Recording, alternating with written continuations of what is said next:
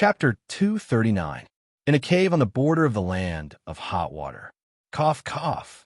As soon as he took off the mask on his face, Hyojin coughed uncontrollably, and the coughing became more and more violent, as if something was blocking his throat. After a long time, the coughing gradually subsided. Wiping the blood from the corner of his mouth, Hyojin's face was a little gloomy. The burden of using the pair of Manjikyu Sharingan in his eye sockets was far beyond Hyojin's expectation. Previously, he only activated the Manjikyu Sharingan without using any pupillary technique, but the clone body that was temporarily created already couldn't bear it. No wonder maintaining the Manjikyu Sharingan in the state of 3 Magatama took away half of Kakashi's life. Hyojin, who was still a little out of breath, muttered to himself. There is no doubt that in the current situation, using this temporarily created clone body to control the pair of Manjikyu Sharingan is obviously not enough for him.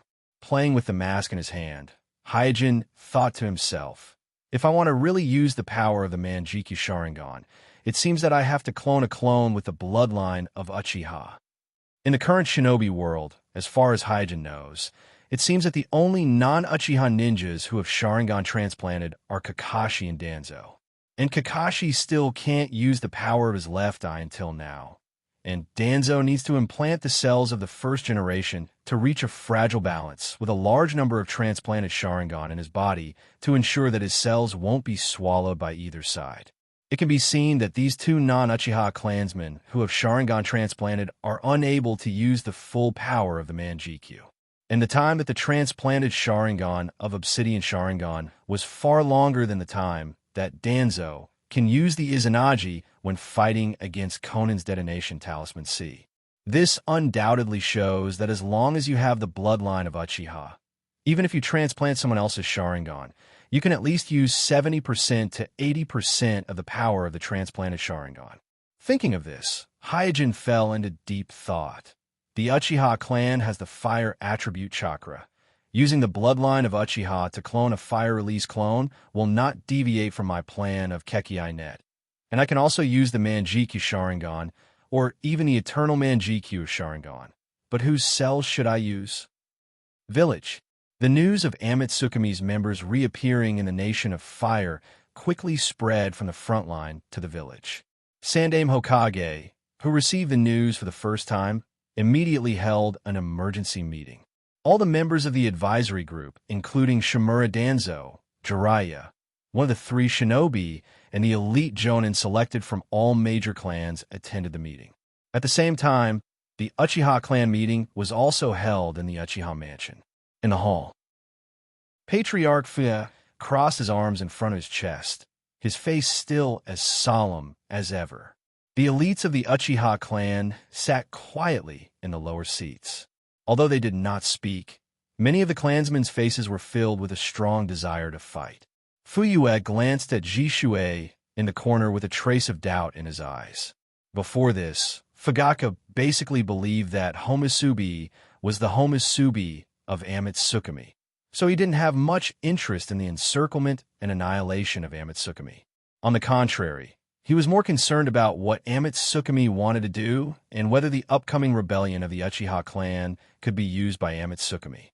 However, with the news from the front line, as well as Uchiha's solemn promise, Fuyue was a little confused.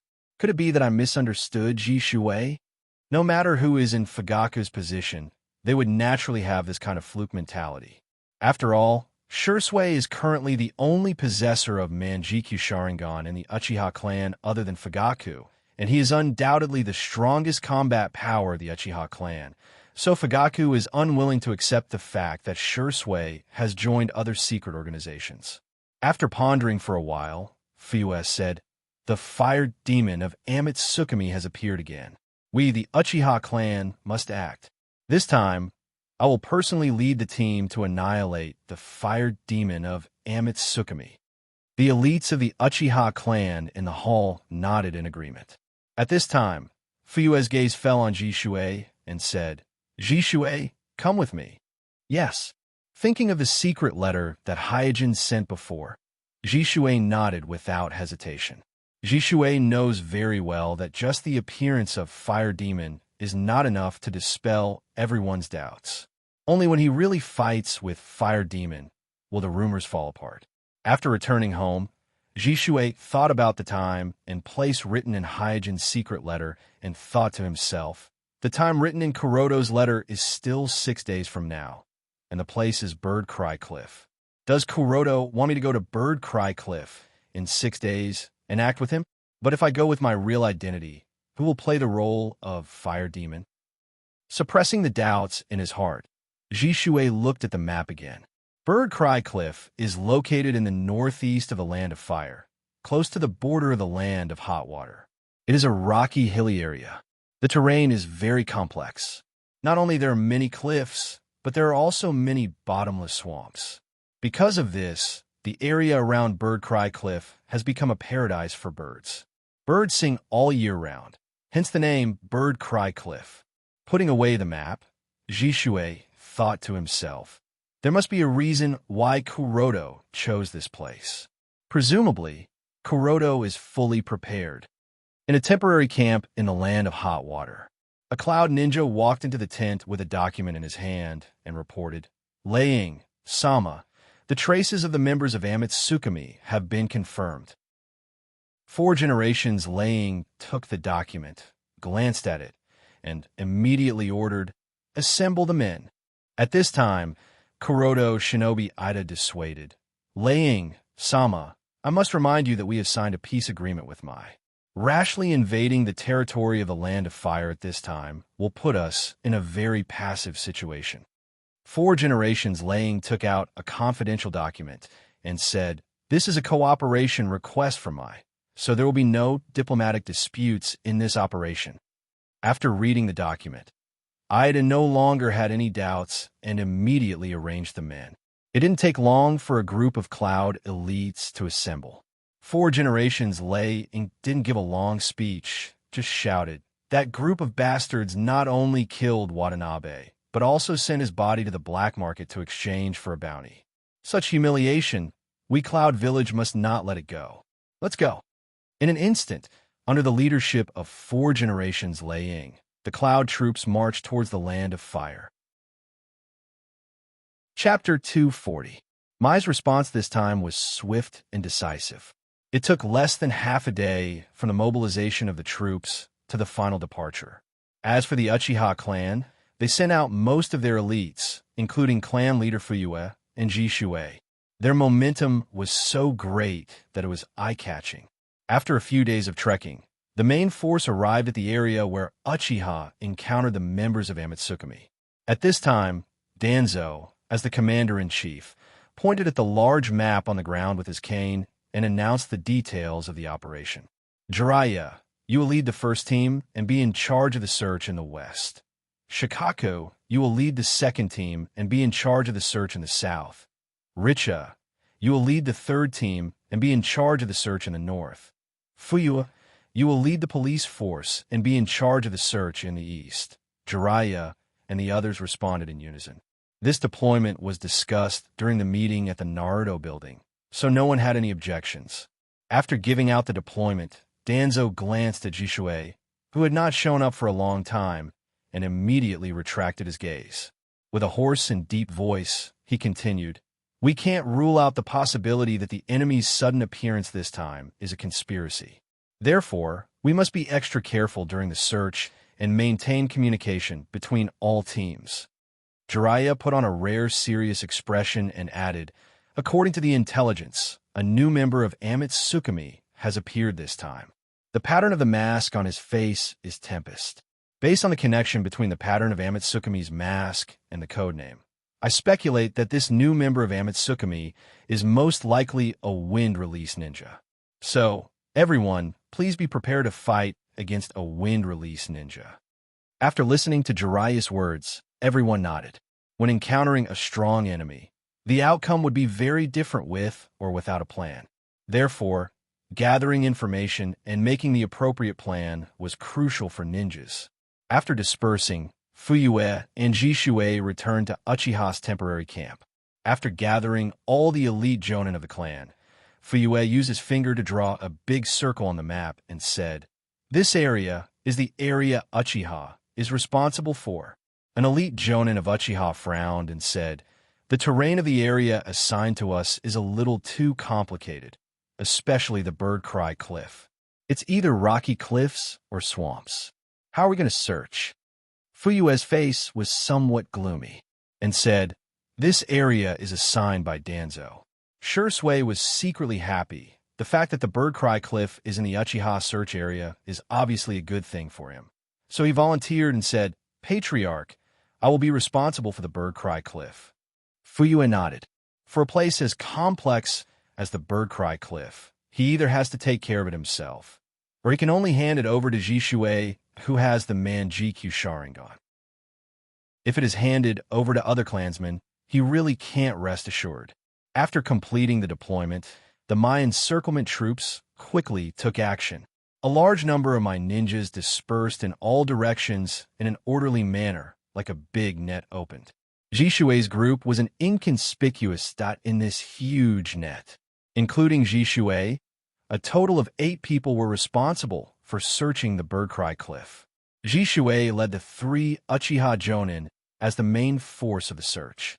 In addition, the other 4 ninjas were 2 root ninjas. One was responsible for scouting, and the last one was responsible for communication. Not long after, Jishui's group of 8 entered the Bird Chirping Cliff, which was filled with strange rocks and complicated terrain. Swish, swish, swish. In a burst of rapid wind-breaking sound, Jishui and the others landed on a giant rock. Standing on the top of the rock and looking around, Jishui was a little nervous. Counting the time, today is the day that Hyojin agreed with him, so Jishui knows that Hyojin has already arrived at the Bird Chirping Cliff. But the more so, the more uneasy he is, because until now, he still can't figure out how Hyojin disguised himself as Homasubi. But at this point, he can only choose to believe Hyojin. Uchiha, who encountered the members of Amatsukami before, is also one of the 3 Uchiha Jonin who followed Jishui this time. He walked towards the Jonin of the Otami clan and asked, "Is there any suspicious person nearby?" The Jonin of the Otami clan looked solemnly in one direction and said, "The parasitic worms that I sent in that direction were all lost in an instant." Jishui took a deep breath and said, Let's go and take a look." After bypassing 2 swamps, Jishui and the others suddenly stopped, because right in front of them, on a giant rock protruding from the sky, stood 2 figures quietly. Uchiha was the first to shout, "It's them." For Uchiha, he couldn't be more familiar with these 2 figures. In the past few days, he recalled the scene where he was frightened by Homasubi's gaze, and his heart was filled with indignation and humiliation. Jishui also looked at the giant rock in the distance and thought to himself, who could the person wearing the Homasubi mask be? Swoosh, bang. Just as Jishui was secretly guessing, the root ninja behind him has already shot a signal flare. And as the signal flare was shot, the 2 members of Amatsukami in the distance flashed, and in just a few leaps, they jumped in front of Jishui and the others. "TSK, I didn't expect you to find this place." After spitting lightly, Hyojin, wearing the Homasubi mask, locked his eyes on Jishui and said in a joking tone, "Last time I didn't have time to dig out your eyes. This time you actually sent yourself to me. Good. It saves me from going to Mai to find you again." Jishui was startled at first, and then immediately said, "Surrender. You can't escape." "Escape?" After chuckling, Hyojin launched the Susanoo and said, "Why should I escape?" In an instant, a golden shadow was projected from Kuroto's body. First, it was the bones, then the meridians, then the muscles, and finally it turned into a complete giant with the upper body. "Susanoo." Jishui was taken aback and asked subconsciously, "Who are you?" As soon as the voice fell, Jishui himself reacted. The battle between the Susanoo and the Susanoo is the best way to clear his suspicion. Although he doesn't know who the person in front of him pretending to be Homasubi is, now is obviously not the time to investigate this issue. So, Jishui no longer hesitated and also launched his Susanoo. In an instant, an emerald green Susanoo stood up, looking at the 2 Susanoo in front of him. A root ninja, who came with Jishui, murmured, This is the power of Uchiha's Manjikyu Sharingan. Chapter 241. Boom! Boom! Boom! The deafening roar shook everyone's eardrums, and the tremors of the earth were even more frightening. No one expected that the battle would become so intense from the very beginning. Looking at the two godlike Susanoo in front of them, no one dared to intervene in the battle. Even the spectators had to carefully avoid them. Under the devastation of these two Susanoo, the huge cliffs in the Bird Cry Cliff were smashed into pieces one after another. Broken stones flew in all directions, along with the smoke and dust that filled the air and the whistling sound of the wind. They smashed against the ground or the rock wall, creating a series of clanging sounds. Flocks of birds were startled and circled in the air, crying out in panic. Hiding behind a huge rock, Uchiha Hiragi looked at the battle of Susanoo with an excited expression on his face. Even his body was trembling with excitement. So this is the true power of our Uchiha clan. Although he can't intervene in the battle in front of him, and he doesn't have the terrifying power of Susanoo, but when he thought that these two godlike strong people in front of him are Uchiha clansmen who have opened the Manjikyu Sharingan, Uchiha Arashi's heart was extremely excited, and a sense of pride filled his whole body. The other two, Uchiha Jonin and Uchiha Arashi, felt the same. A sense of superiority and honor was constantly growing in their hearts. The other four my ninjas were all shocked. The Manjikyu Sharingan technique, like Susanoo, is beyond the scope of their understanding of ninjutsu. One of the root ninjas asked, When will the reinforcement arrive? The root ninja replied, The news has been passed to Danzo, Sama, and Fuyusama. They are rushing over here. The Uchiha clan's Jonin asked Uchiha Arashi, Can Jishui win? Uchiha was a little embarrassed. I can't tell for now. If the enemy is someone else, Uchiha Ryumo will naturally have full confidence in Jishui, but if the enemy is also an Uchiha who has awakened the Manjikyu Sharingan, then Uchiha Ryumo will find it difficult to judge. Another Uchiha Jonin interjected, Don't worry, even if Jishui can't win, they can at least hold on until the Patriarch arrives. Uchiha nodded, then shifted his gaze to another member of Amatsukami and said, That guy with the hurricane mask doesn't seem to have any intention of making a move, but we can't be careless. Amatsukami is full of experts. When everyone heard this, they immediately turned to look at the Gods Organization member who was standing on a cliff far away. The masked member of Amatsukami stood quietly on the boulder. There was not much chakra energy coming from him. He looked like he was watching a show. It was hard to tell what he was thinking. After receiving the report from the communication team, Fuyue was shocked. He immediately turned around and rushed toward the Bird Cry Cliff.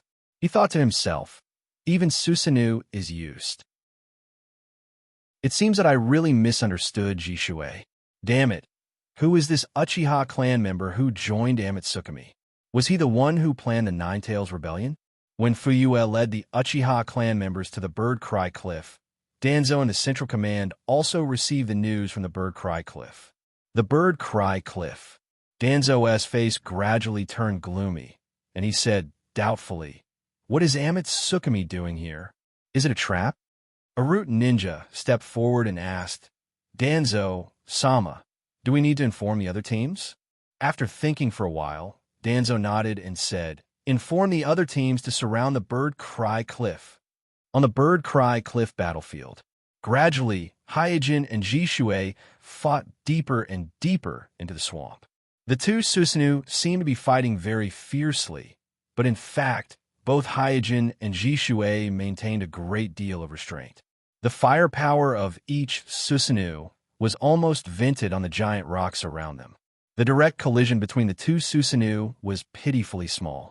After secretly ordering the 3 generations Kazekage puppets to intercept the my ninjas who were traveling with Jishui, Hyojin led Jishui to a blind spot that was blocked by the giant rocks. While pretending to attack, Jishui asked with some vigilance, Who are you? Don't worry, it's me.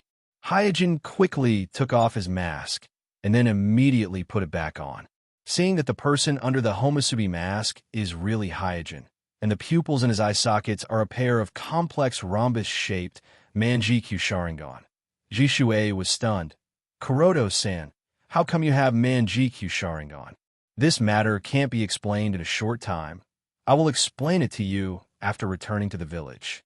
After a pause, Hyojin said, Now remember, after I leave, you must announce to the public that Amatsukume is eyeing the tailed beasts of all the major shinobi villages.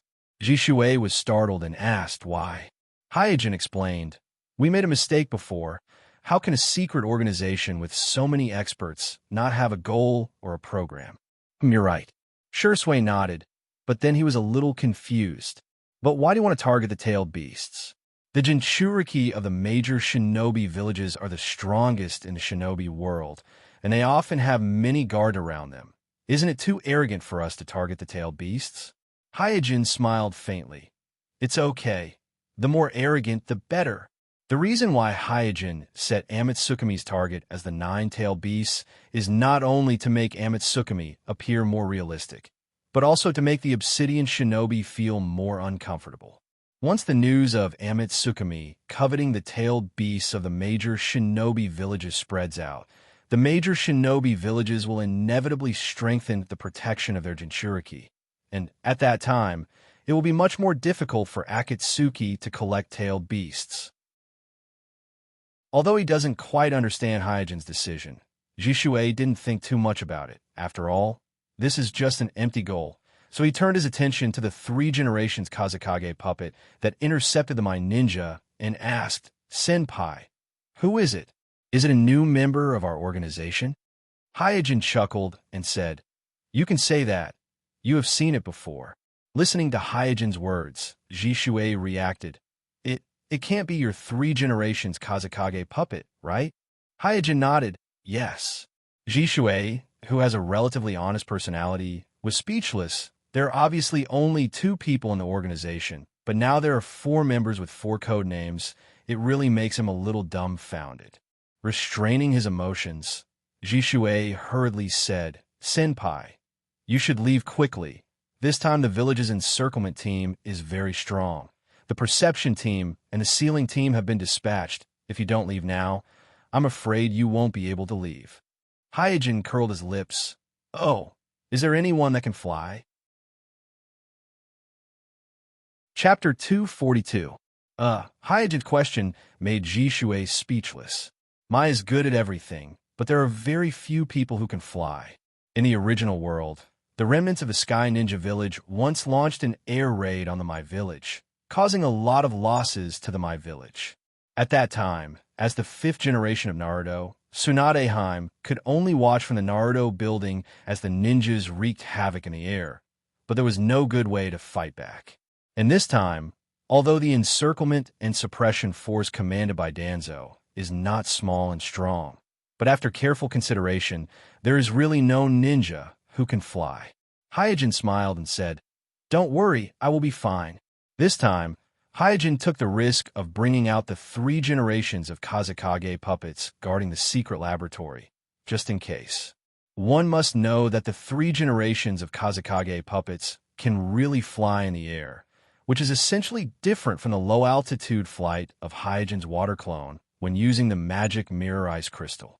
As the Umbu directly under Naruto, Hyojin knows who the Mai Ninjas are participating in the encirclement and suppression of Amatsukume, so he is confident that even Jiraiya, one of the Sannin, can't do anything to him. Jishuei suddenly thought of something and said, Senpai, this time the Cloud Village also participated in the encirclement and suppression of the Amatsukume. What? Hyojin was stunned at first, and then immediately asked, Why didn't I know? Shursui quickly explained, I only learned about it after I arrived here. It is said that this joint encirclement and suppression operation was carried out by Shimura Danzo-sama's route, not through our Umbu. Ahem. Coughing twice, Hyojin asked awkwardly, Cloud Hidden Sect doesn't have anyone that can fly, right? Jishuei shook his head. I'm afraid that even Danzo-sama doesn't know about the number of people participating in the encirclement of Kyumo, but since we sold the corpse of the leader of Kyumo envoys to the black market, I'm sure that the troops sent by Kyumo to participate in the encirclement are not weak. Is that so? I wonder if Lang will come?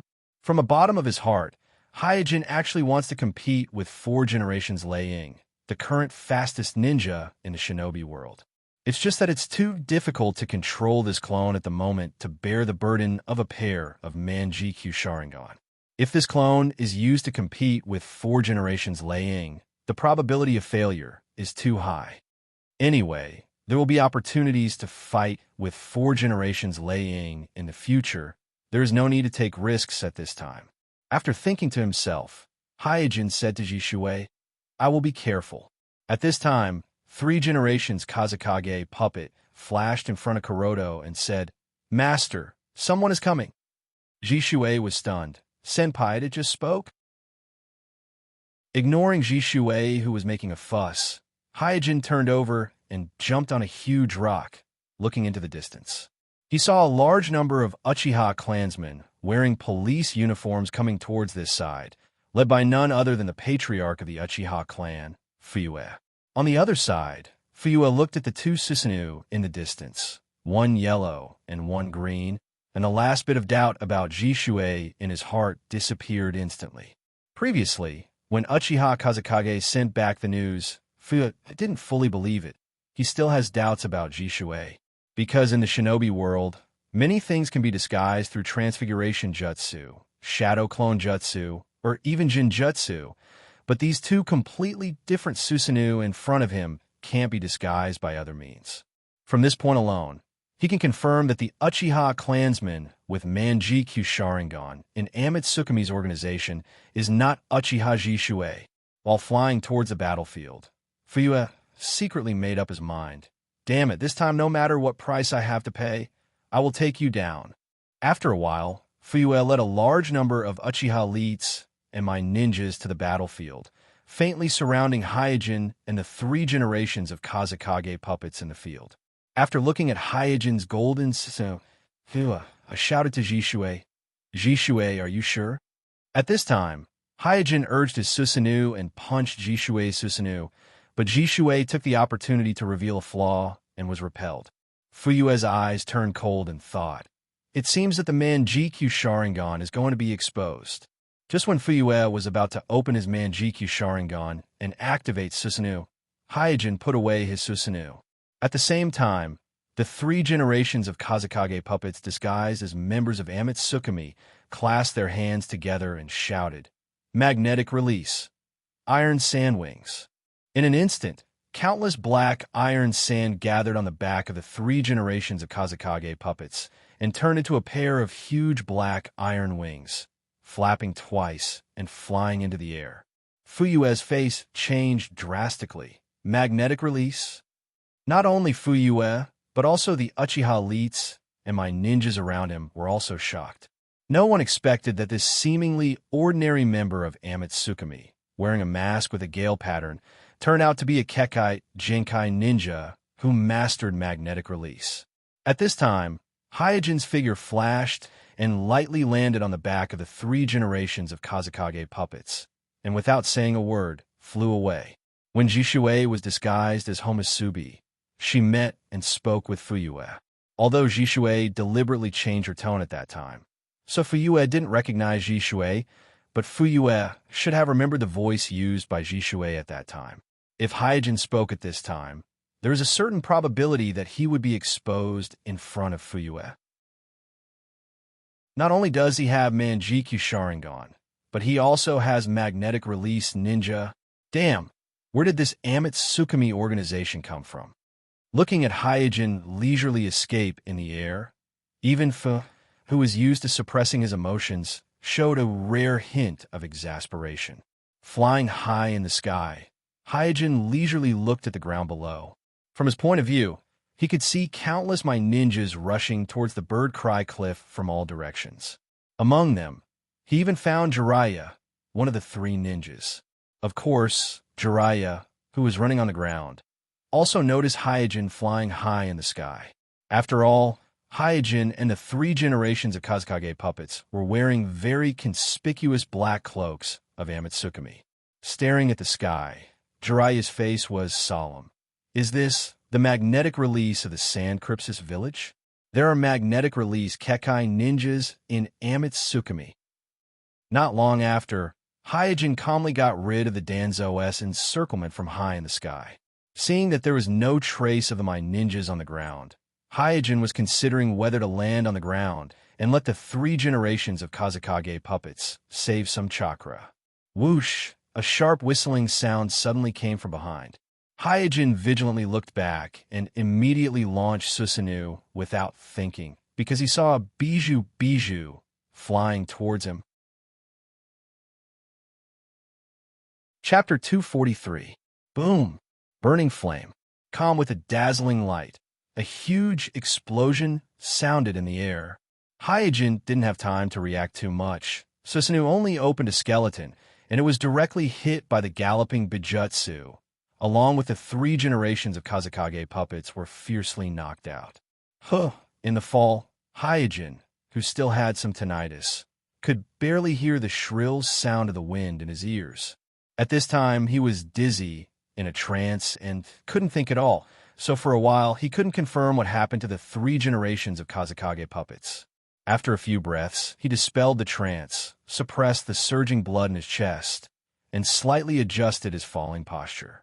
With the adjustment of his falling posture, his vision suddenly widened, and he immediately found that the 3 generations of Kazekage puppets were not far from him, and they were also falling.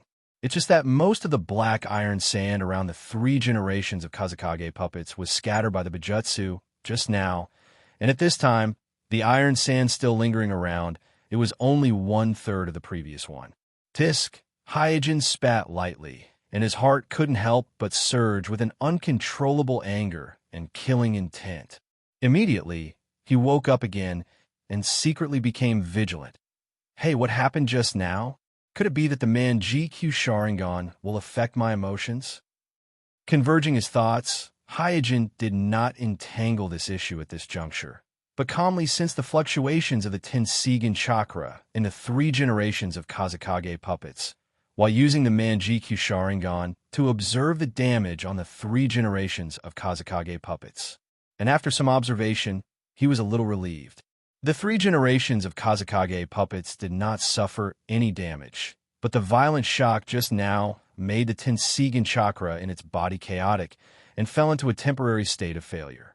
After confirming that the 3 generations of Kazekage puppets would soon recover, Hyojin, who was still falling, calmly observed the direction of the bijutsu. The J-tail beast attack just now was too sudden. Fortunately, Hyojin reacted in time and used Susa to offset most of the damage of the bijutsu, so that he and the 3 generations of Kazekage puppets only suffered a violent shock. Otherwise, if he was hit directly by a J-tail beast, he would be lucky to lose an arm or a leg. It was even more likely that he would die without a corpse. Soon, Hyojin's brows gradually furrowed. He realized that there was a plume of dust coming from the direction of the J-tail beast that he was about to land on. Wherever it went, the dust would rise and trees would topple. It was a shocking sight. Even in the air, he could hear the rumbling sounds. It was as if a bulldozer was plowing the ground in his direction. Looking at the intermittent lightning and the dust, Hyojin's eyes turned cold. 4 generations of laying, such a violent thunder release chakra reaction. Hyojin has never heard of it, so he doesn't need to think about it to know that only 4 generations of laying can have this kind of thunder release chakra that is close to the tailed beast level. Hyojin couldn't help but feel a little depressed. If it was the Een release, then the J-tail beast just now wouldn't be able to escape his Tenseigan's detection. Although the man GQ Sharingan's insight ability is very strong, but in terms of long-range reconnaissance, not to mention the Tenseigan, it can't even compare to the ordinary Byakugan. At this time, the 3 generations of Kazekage puppets finally returned to normal and once again launched the magnetic release, condensing the remaining iron sand into a pair of smaller iron wings, catching the falling Hyojin and slowly falling to the ground. As soon as he landed, Hyojin felt the ground tremble slightly, knowing that Liang was about to pounce on him. So regardless of the burden on his body, he once again launched Susanoo. Instantly, as his man GQ Sharingan shed 2 lines of blood tears, a golden phantom was projected from his body, from the bones to the tendons, and then to the golden flame armor on the periphery. In just a few breaths, a huge half of Susanoo stood up. It's coming. Feeling the tremor of the ground getting more and more intense, Hyojin secretly said in his heart. Brush, suddenly, accompanied by a violent whistling sound. A black shadow flew out of the smoke and shot straight at Hyojin. When the black shadow flew out of the smoke, Hyojin saw that it was just an ordinary boulder, so he didn't act rashly. While urging Susanoo to hit the boulder, he used Manjikyu Sharingan to pay close attention to the surroundings. Boom! With a loud noise, Susanoo smashed the boulder with just one punch.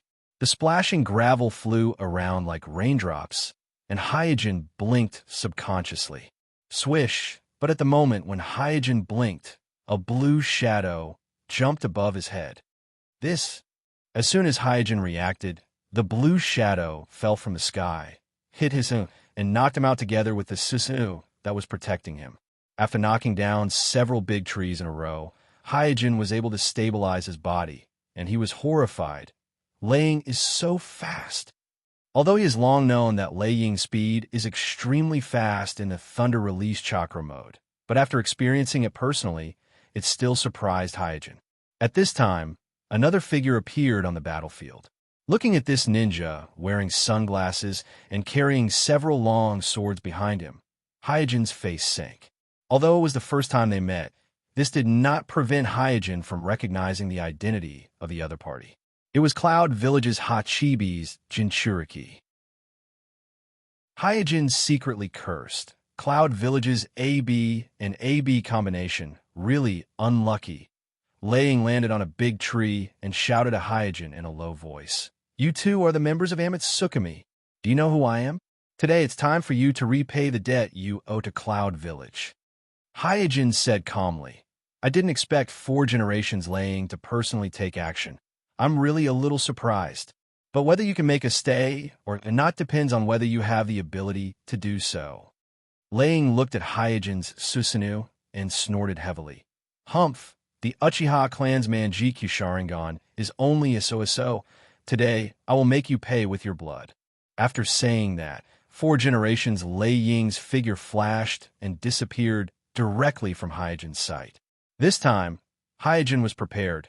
So although 4 generations Lei Ying's speed was extremely fast, he could still roughly determine the opponent's whereabouts. So he urged Susanoo to launch a sweep. Rumble! The golden arm swept across the ground, making a series of loud noises. However, just when Susanoo's arms were about to hit 4 generations Lei Ying, several huge octopus-like tails appeared out of thin air and blocked Susanoo's giant arms. Chapter 244. Unable to wrestle with the octopus tail, Hyojin immediately urged Susanoo to retract one arm, trying to protect the front.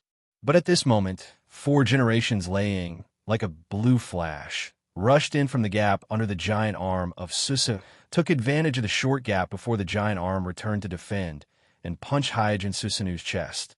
Kacha! With a crisp sound, the chest of Hyojin Susanoo shattered inch by inch. 4 generations Lei Ying's offensive did not diminish, and he once again swung a heavy punch on the cracked chest of Susanoo. Boom! With a loud noise, 4 generations Lei Ying completely smashed the front of Susanoo, and his figure flashed, attacking the inside of Susanoo, leaping high and shouting at Hyojin, "Go to hell!" Hyojin's face froze, and his heart was full of speechlessness. He didn't expect Lei Ying to be so reckless. Only relying on the brute force of Thunder Release Chakra mode, he broke through the front of Susanoo and invaded the inside of Susanoo. And just when 4 generations Lei Ying's fist was about to hit Hyojin, a black iron sand formed a black curtain in the air, wrapping around Lei Ying, who was leaping in the air. At the same time, Hyojin retreated, separating 4 generations Lei Ying, who was temporarily controlled by the iron sand, from Susanoo, while activating the unique pupil technique of this pair of Manjikyu Sharingan, Susanoo. Roar! In an instant, the huge Susanoo let out a soul-shaking roar. Immediately afterward, the golden flames all over Susanoo's body seemed to have a soul at this moment, and all became active. Golden flames gathered in the hands of Susanoo, forming two dazzling golden flame swords. Without the slightest hesitation, Hyojin urged Susu and waved the two flame swords towards four generations laying. Boom! Boom! Boom! In a burst of explosion, the whole battlefield stirred up smoke and dust. Did I hit it? Even with Manjikyu Sharingan, Hyojin couldn't see clearly in this smoke and dust. When the smoke dissipated, Hyojin found that there were only two sword pits in front of him, and four generations Lei Ying had retreated to the distance, with some black iron sand on his body. At this time, three generations Kazekage Puppet said, "The reaction of his thunder chakra is too strong, interfering with my magnetic release." Hyojin nodded. Magnetic release is the fusion of wind attribute chakra and thunder attribute chakra. So when encountering a powerful thunder chakra, like four generations Lei Ying, magnetic release will inevitably be affected to a certain extent. And this is because the three generations Kazekage Puppet used Tenseigan chakra. If they used ordinary chakra, the impact would probably be even greater. Lei Ying patted the remaining iron sand on his body and looked at the scattered golden flames. The expression on his face was a bit more dignified than before. Just now, he was almost cut by Hyojin Susu, so in the face of a Manjikyu Sharingan Kekai Genkai and a magnetic release Kekai Genkai, he has to be cautious. At this time, Hyojin was also evaluating the strength of four generations Lei Ying. In terms of speed alone, four generations Lei Ying is not inferior to him in the Tenseigan chakra mode, so even if his real body comes, there is still a possibility that he will be defeated in the face of four generations Lei Ying. This is the case in the shinobi world. The general attack is high and the defense is weak. Therefore, even a six-path shinobi, such as four generations Lei Ying, Guy, and others, there is still a risk that can't be ignored. With such speed and strength, even if three generations come, I'm afraid that they won't be able to stand firm. Hyojin once fought with three generations Naruto using the ice release clone. Although he knew that three generations Naruto didn't use his full strength at that time, but just based on some basic information, Hyojin still felt that three generations Naruto might not be the opponent of four generations Lei Ying.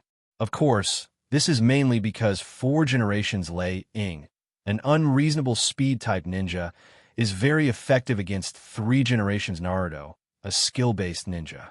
According to Hyojin's estimation, apart from himself, the only one in the village who can compete with four generations Lei Ying is probably Jiraiya in his sage form. No matter who else it is, they won't be able to win. Fortunately, four generations was there at that time. At this moment, this thought flashed in Hyojin's mind. If it weren't for four generations Naruto blocking the combination of AB and AB at that time, the Third Shinobi World War will probably last for a long time. At that time, once the frontline troops are insufficient, even with Orochimaru's protection, Hyojin will probably have to go to the front line as cannon fodder. It can be said that the existence of four generations Naruto has saved many ninjas in the village, which may be the reason why four generations can suppress the Sannin and force three generations to give up the throne of Naruto. Cough, cough.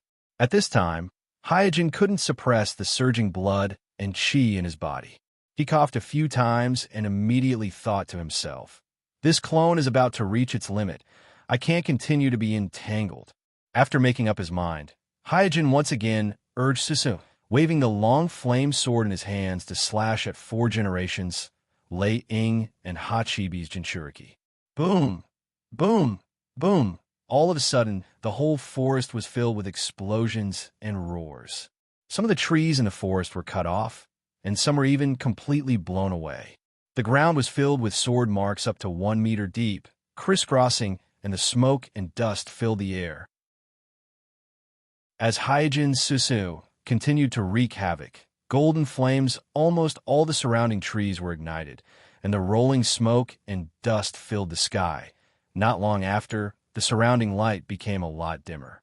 With his vision obscured by the thick smoke, Hyojin, who was coughing blood, turned over and jumped on the back of three generations Kazekage puppets and said, "Go!" Three generations Kazekage puppets immediately launched magnet release and flew into the air again with Hyojin. Hyojin, who flew into the air, still did not let his guard down.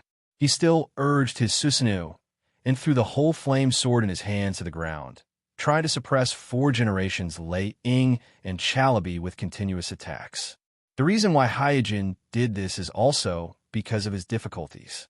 Burning Man come after transplanting Uchiha Ryota's Manjikyu Sharingan. He found that it was impossible to urge the complete form of Susanoo by using the clone body to control this pair of Manjikyu Sharingan.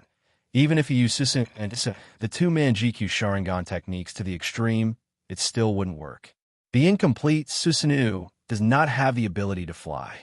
Therefore, this time he took the risk of bringing 3 generations Kazekage puppets out of the secret laboratory.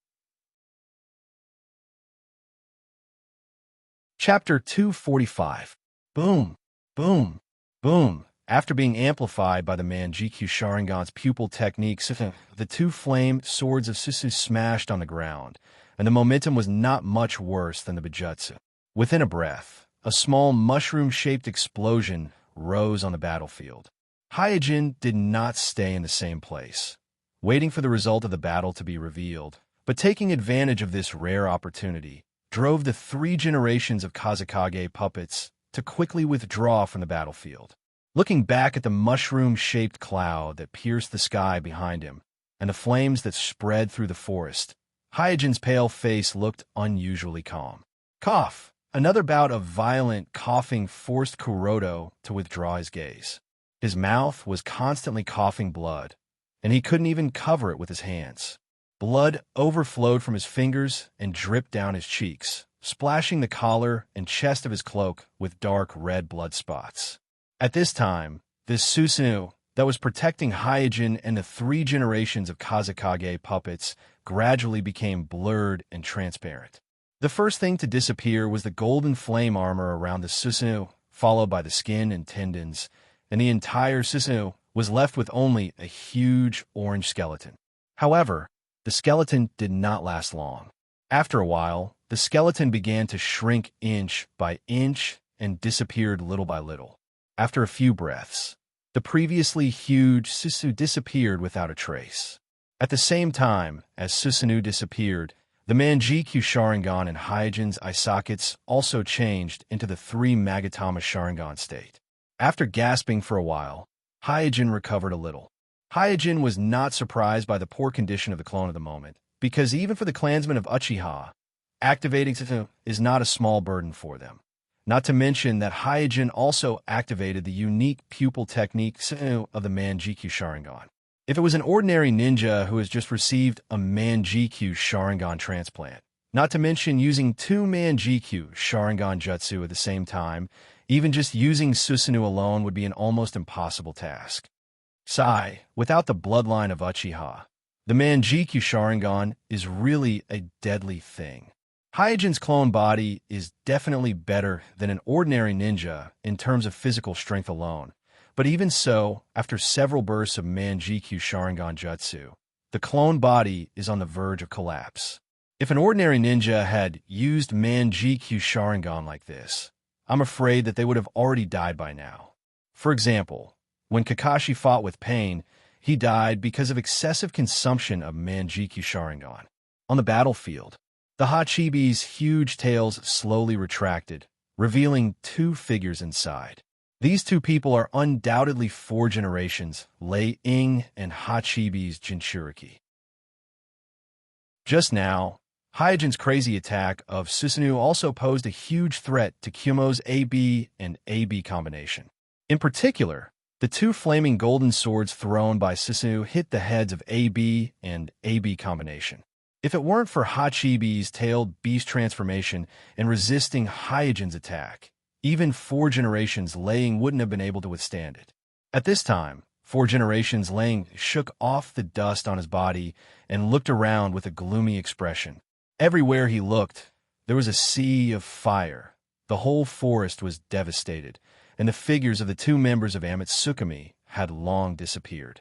Obviously, they took advantage of the chaos to escape just now. When he thought that the members of Amatsukami had slipped away from his hands, for generations Laying slammed his fist on the ground and roared, "Damn it!" Not far away, Hachibi's Jinchuriki was curiously squatting in front of a burning golden flame. Ouch, it hurts! As soon as his outstretched fingers touched the golden flame in front of him, Hachibi cried out in pain. 4 generations Lei gave Hachibi a punch and said, "Idiot, don't touch this kind of flame. This is not an ordinary flame." Whoosh, whoosh, whoosh. Suddenly, a series of wind-breaking sounds sounded, and one figure after another landed on the battlefield. These figures were none other than my ninjas who were chasing the members of Amitsukami on the ground. 4 generations Lei, who had already sensed this, was not too surprised, but glanced at Danzo, who was observing the battlefield with his staff, and said in a low voice, "Your Mai is really incompetent. How could you let those 2 guys break through the encirclement so easily?" Danzo snorted coldly. Didn't His Excellency Lei Ying's interception also fail? 4 generations Lei Ying was speechless for a while, and could only say, "I really don't understand why there are so many traitorous ninjas in Mai." Danzo instinctively wanted to refute a few words, but when he opened his mouth, he didn't know how to refute. In the eyes of the public, those who possess the Manjikyu Sharingan must be members of the Mai Uchiha clan, so it is reasonable to classify the Homusubi of Amitsukami as my traitorous ninjas. Coupled with Orochimaru, Hiriko, Uchiha, and Shinichi of Akatsuki, my traitorous ninjas have occupied almost half of Amitsukami and Akatsuki. At this time, Fuyue and Jishue also arrived at the battlefield with the elites of the Uchiha clan. Looking at the burning forest in front of him and the potholes on the ground, Fuyue's expression was cold. Just from the scene in front of him, he can roughly infer the situation of the battle between Amitsukami and Kumo AB. On the other hand, Jishue secretly breathed a sigh of relief. When he learned that Kumo dispatched Yandame Lei Ying and Hachibi's Jinchuriki, he was shocked. Although he is very confident in Hyojin's strength, Kumo AB can be said to be the strongest combat power in the current shinobi world. This is also the reason why Kumo provoked Mai several times, so he is very worried that Hyojin might have an accident. After observing the battlefield, Fuyue came to Danzo and Yandame Lei Ying and said, "Jishue learned from Homusubi of Amitsukami that Amitsukami's next target is the tailed beast." Danzo and Yandame Lei Ying spoke in unison. What? Danzo was surprised. He doesn't quite understand why Amitsukami would want to target the tailed beast. One must know that even Mai, the head of the 5 great shinobi villages, has a headache dealing with the tailed beast. After all, the tragic Nine Tails Rebellion was only a few years ago. Yandame Lei Ying was angry. He didn't expect that Amitsukami would dare to touch the tailed beast. Currently, Kumo has Hachibi's Jinchuriki and Nibi's Jinchuriki Yujito, which are the rare Jinchuriki in the shinobi world. For Amitsukami to target the tailed beast means that they don't put Kumo in their eyes. Danzo pondered for a moment and immediately said loudly, "I suggest that we immediately hold the 5 Kage summit." Considering the real threat of Amitsukami, Yandame Lei Ying didn't hesitate. "Well, we also agree to hold the 5 Kage summit." Chapter 246. Inside the Secret Laboratory. Phew. When his soul returned to his body, Hyojin let out a long sigh of relief. At this time, he felt a lot more relaxed, as if even his soul had become a lot more lively. At this time, he looked at the clone on the test bench with a thoughtful look on his face. During these days of using the Manjikyu Sharingan, he deeply experienced the difference between the Sharingan and the Byakugan. At the same time, he also had a personal understanding of the burden of the Manjikyu Sharingan. It's really not easy for Kakashi. After a little sigh, he took out the experiment record and began to record the various data of the broken clone in detail. After that, he compared the recorded data with the data of the clone in the nutrition tank and found that the most serious damage to the clone was actually the nervous system. Among them, the damage to the brain and the optic nerves was the most serious, and all of them were irreversible. Why is this happening? When using the Manjikyu Sharingan, Hyojin noticed that his emotions changed a lot. At first, he thought that the Manjikyu Sharingan was controlling his emotions, But after careful analysis, he vaguely felt that the Manjikyu Sharingan was not controlling his emotions, but amplifying his original emotions. The amplification of emotions may have a certain relationship with the damage to the brain nerves. Perhaps it is because the Manjikyu Sharingan continuously stimulates the brain nerves that the emotions of the owner of the Manjikyu Sharingan are magnified, and the brain nerves are more prone to fatigue and damage. Summing up his own experience, Hyojin came up with a conclusion that is not considered mature yet. That is, once you have the Manjikyu Sharingan, the desperate will be more desperate, the angry will be more angry, the philanthropist will be more philanthropic, and the ninja will be more tolerant. Obsidian can be classified as the desperate kind. Except for Kakashi, he doesn't care about the whole world. Hideki and Ryota can be classified as the angry kind. Jishuei and Itachi can be classified as the philanthropic kind. For the sake of peace, one of them had his eyes taken away, but not only did he not resist, he chose to commit suicide to settle the dispute. The other one killed his parents and his entire clan for the sake of peace in the village. Madara and Fuyue can barely be classified as the type of forbearance. After being defeated by the first generation, Madara has been forbearing for decades. Until his death, he did not appear in the shinobi world again. As for the Fuyue in the original space and time, he had endured until the very end and chose to stretch out his neck to be slaughtered instead of fighting back. After recording some of his insights and analysis of the Manjikyu Sharingan in the experiment log, Hyojin removed the pair of Uchiha Ryota's Manjikyu Sharingan from the eye sockets of the clone and destroyed it. At this point, the entire stimulation experiment came to an end. In the whole experiment, including the two clones of the Uchiha brothers, the clone that deliberately died in the hands of Uchiha Ryota, and the broken clone just now, Hyojin has consumed a total of 4 clones. To accelerate the growth of these 4 clones, Hyojin consumed countless amounts of nutrient solution. Counting the cost of medicinal materials alone, not counting the loss of equipment, the cost of these 4 clones is close to 30 million Ryo. If counting the loss of equipment, the construction cost of the secret prison, and the cost of various props and equipment, the total cost of this experiment is definitely more than 50 million Ryo. Therefore, only the great shinobi village can afford the high-end experiments involving biological cloning. Even powerful ninjas like Hyojin and Orochimaru, who have a strong ability to make money, often face various constraints because of financial problems when conducting experiments alone. While destroying the broken clones, Hyojin couldn't help but think of the brief confrontation with Kumo AB before. In the original story, 4 generations Lei Inc. didn't have many battle records, but a few of them are very representative and of reference significance. Especially the confrontation between him and Sasuke at the Gakage meeting, where his speed and strength were reflected to the extreme. He was even able to avoid the Amaterasu released by Sasuke directly through his field of vision while in the lightning release chakra mode, which was amazing. If Reikage had enough self-restraint at that time, or if there was a ninja who specialized in sealing around him, he would have been able to kill Sasuke, who had the Manjikyu Sharingan, without any losses. It can be said that 4 generations Lei Ying's broken arm was completely his own mistake. After all, at that time, Sasuke not only had to maintain the Susa, but also had to maintain the Amaterasu in the Earth Life to control the transformation of the Amaterasu. Maintaining 3 Manjikyu Sharingan Jutsu at the same time. Even if Sasuke is a member of the Uchiha clan, it is definitely a huge burden. In terms of endurance, he definitely can't compete with 4 generations Lei Ying.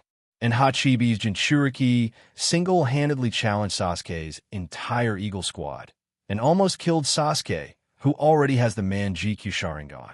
From these 2 representative battles, it can be clearly seen that whether it is 4 generations Lei Ying or Hachibi's Jinchuriki, both have the combat power above the Manjikyu Sharingan. Therefore, it is not easy for Hyojin to escape from Cloud Village's AB and AB combination this time. Converging his thoughts, Hyojin secretly thought, I made such a big move this time, the suspicion on Jishuei should have been cleared. After the suspicion on Jishuei has been cleared, Hyojin can calmly carry out the fusion of the eternal Manjikyu Sharingan, as well as the cloning of the Uchiha clan's bloodline. To fuse with the eternal Manjikyu Sharingan, Hyojin must first learn the transcription seal of the Uchiha clan, and this can only rely on Jishui to find a way.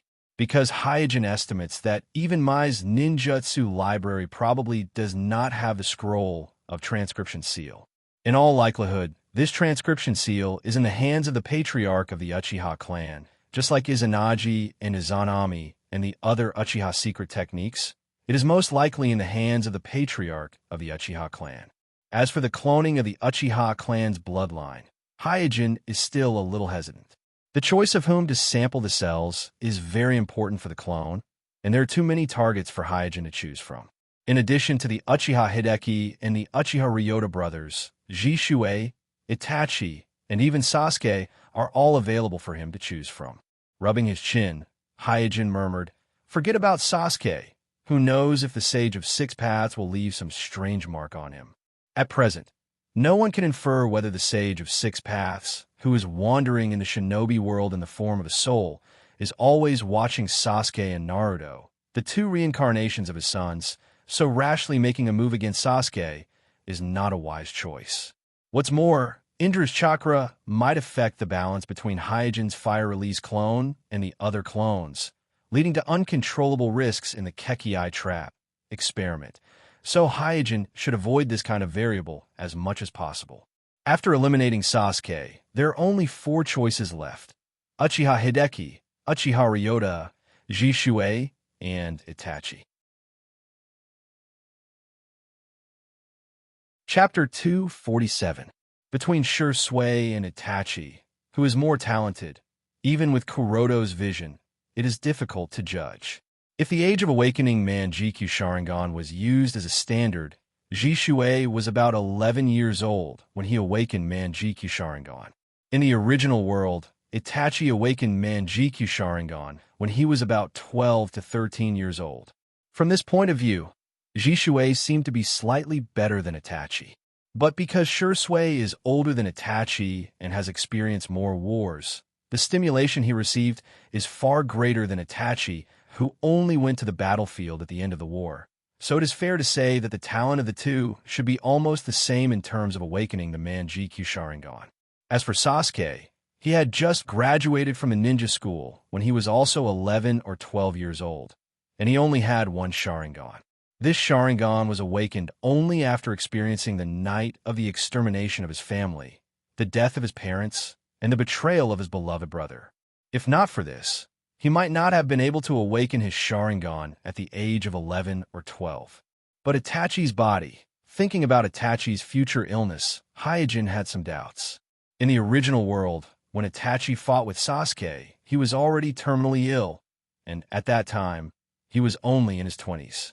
Even if the Manjikyu Sharingan was almost blind because of long-term use, it wasn't to the point where he would die soon. So, Kuroto can't judge whether Itachi is suffering from some kind of incurable blood disease like Kimimaro, or is it because he is carrying too much on his back, causing him to be depressed and suffering from other diseases. If Itachi was suffering from a blood disease, then Itachi cells were obviously not suitable to be used to clone the fire release clone. Forget it. Let's try to see if Jishui's cells are compatible with my cells. After weighing the pros and cons, Hyojin still chose Jishui. Although Itachi and Sasuke were good choices, there were more or less hidden dangers in choosing them. With Jishui, who was not inferior to Itachi and Sasuke, there was no need for Hyojin to take the risk. Time flew, and in the blink of an eye, a week had passed. The troops that participated in the operation against Amitsukami returned to the village one after another, bringing back all sorts of news about the operation. Amitsukami once again became the hottest topic in the village. Following the Susnu battle between Jishui and Amitsukami's Balrog in the Bird Cry Cliff, the rumor that Jishui was Amitsukami's Balrog naturally fell apart. After regaining her freedom, the first thing Jishui did was to rush to Hyojin's house. "Oh, it's Jishui. Please come in." Jishui was not only a colleague of Hyojin's Umbu squad, but also a frequent visitor of Hyojin's house, so Ling warmly welcomed Jishui into the yard. Seeing Ji Shui coming, Hyojin was not surprised and only nodded at him. Ling, however, was like a curious baby and asked, Ji Shui, I heard that you fought with Amatsukumi's Balrog again. Is he really as strong as the rumors say? Ji Shui glanced at Hyojin awkwardly and nodded. He's really strong. Ling immediately showed a worried expression and turned to Hyojin. Kuroto, why don't we go and beg the Patriarch? Ask the Patriarch to make an exception for Naruto-sama. Don't let your team, 11, be responsible for investigating Amatsukumi. This organization is too dangerous. Hyojin snorted and said, Humph, it's just a bunch of bounty ninjas. How dare they call themselves Amatsukumi? They really don't know what they're talking about.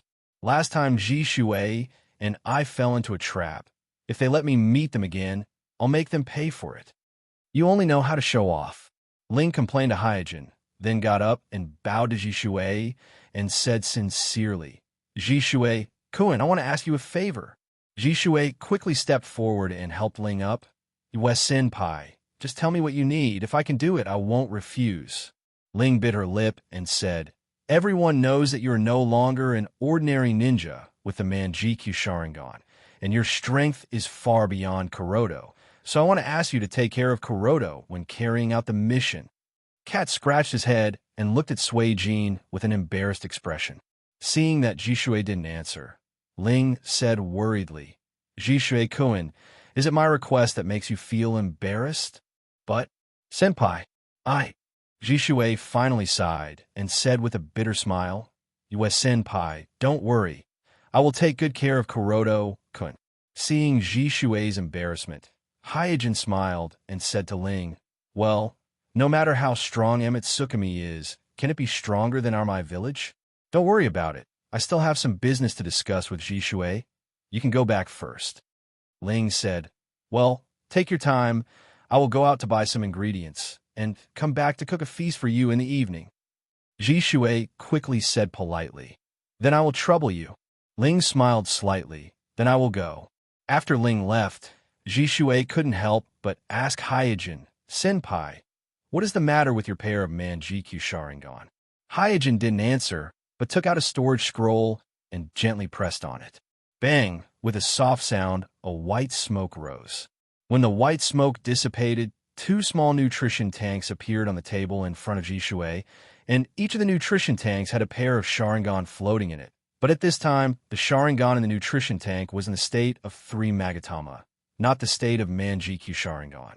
Ji Shui was surprised. This is... Hyojin explained calmly. These 2 pairs of Sharingan belong to Uchiha Hideki and Uchiha Ryota. Hearing that it was Uchiha Hideki and Uchiha Ryota's Sharingan, Ji Shui's face was a little gloomy, but he also understood that Hideki and Ryota were dead, so it was understandable that Hyojin took their Sharingan.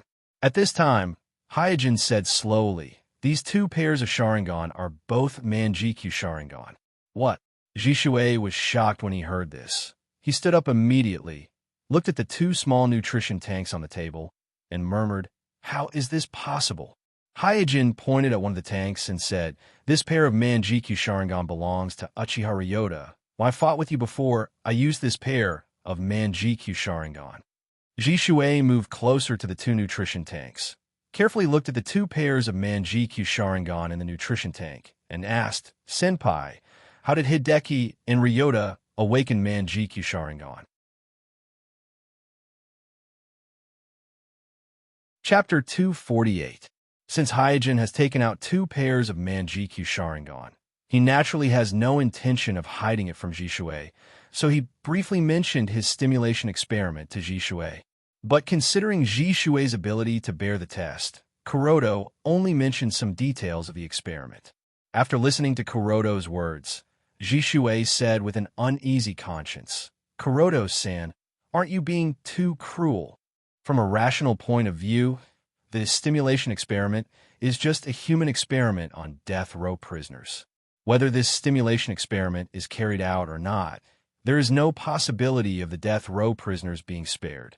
And the results of the experiment can not only clear the suspicion of Ji Shui and free Ji Shui, but also create a real Homasi Amatsukami that poses a huge threat to the village and the Uchiha clan. To some extent, the success of this stimulation experiment has saved the entire Uchiha clan from destruction step by step. But humans are emotional animals after all. No matter how rational they are, it doesn't prevent them from feeling disgust and rejection of certain things, not to mention that the test subject of the stimulation experiment is a living Uchiha clan member. As an Uchiha clan member, it's completely normal for Jishui to feel disgust and rejection. In this regard, Hyojin's eyes were solemn, but he didn't say anything. Realizing that his tone was not right, Jishui said apologetically, "Kuroto-san, I'm sorry. I lost my composure just now. I know that you did this to save our Uchiha clan." Jishui is not stupid. He quickly understood that it is because of Hyojin's stimulation experiment that he could be cleared of suspicion and regain his freedom. At the same time, the emergence of Amatsukami had disrupted the Uchiha clan's plan of rebellion, causing the Uchiha clan to shift their focus from rebellion to annihilating Amatsukami. Not only that, but it had also eased the tension between the Uchiha clan and the village. Hyojin shook his head. He also has his own selfish reasons for the stimulation experiment, so he no longer mentioned this topic and said, "I'm going to merge these two pairs of Manjikyu Sharingan into a pair of eternal Manjikyu Sharingan." Jishui was startled. Eternal Manjikyu Sharingan? There is no doubt that Jishui does not know the secret of the eternal Manjikyu Sharingan. In today's shinobi world, in addition to Hyojin, Uchiha Hideki, Uchiha Ryota, Obsidian, and Patriarch Fuyue, who knows the secret of the Uchiha clan. Hyojin glanced at Jishui and said lightly, "If I didn't guess wrong, your eyesight should have begun to decline, right?" Not to mention Jishui, who has long awakened the Manjikyu Sharingan. Even after Hyojin used Uchiha Ryota's pair of Manjikyu Sharingan several times, he clearly noticed the decline of his eyesight. In the original timeline, after Uchiha Sasuke awakened the Manjikyu Sharingan, he only experienced a few battles and almost lost his eyesight due to excessive pupil power consumption. Jishui nodded. "Well, my eyesight has deteriorated a little." Hyojin briefly explained to Jishui that the Manjikyu Sharingan will eventually become blind, and that the eternal Manjikyu Sharingan can obtain eternal pupil power, and so on, and then said, "The reason why your patriarch keeps the secret of his Manjikyu Sharingan and rarely uses it is probably because of this." Jishui listened to Kuroto's explanation and was puzzled. "Kuroto-san, how do you know so much about the secret of our Uchiha clan?" "That's all I know about the eternal Manjikyu Sharingan." After a pause, Hyojin continued, "Considering the choice of the two pairs of Manjikyu Sharingan jutsu, before fusing with the eternal Manjikyu Sharingan, I also need a sealing technique called transcription seal from Uchiha clan." Transcription seal. After thinking for a while, Jishui replied, "I have heard the patriarch mention this sealing technique before. It is said that it is a technique that can transfer the Manjikyu Sharingan's jutsu seal." Hyojin nodded and said, "Yes, it is this sealing technique.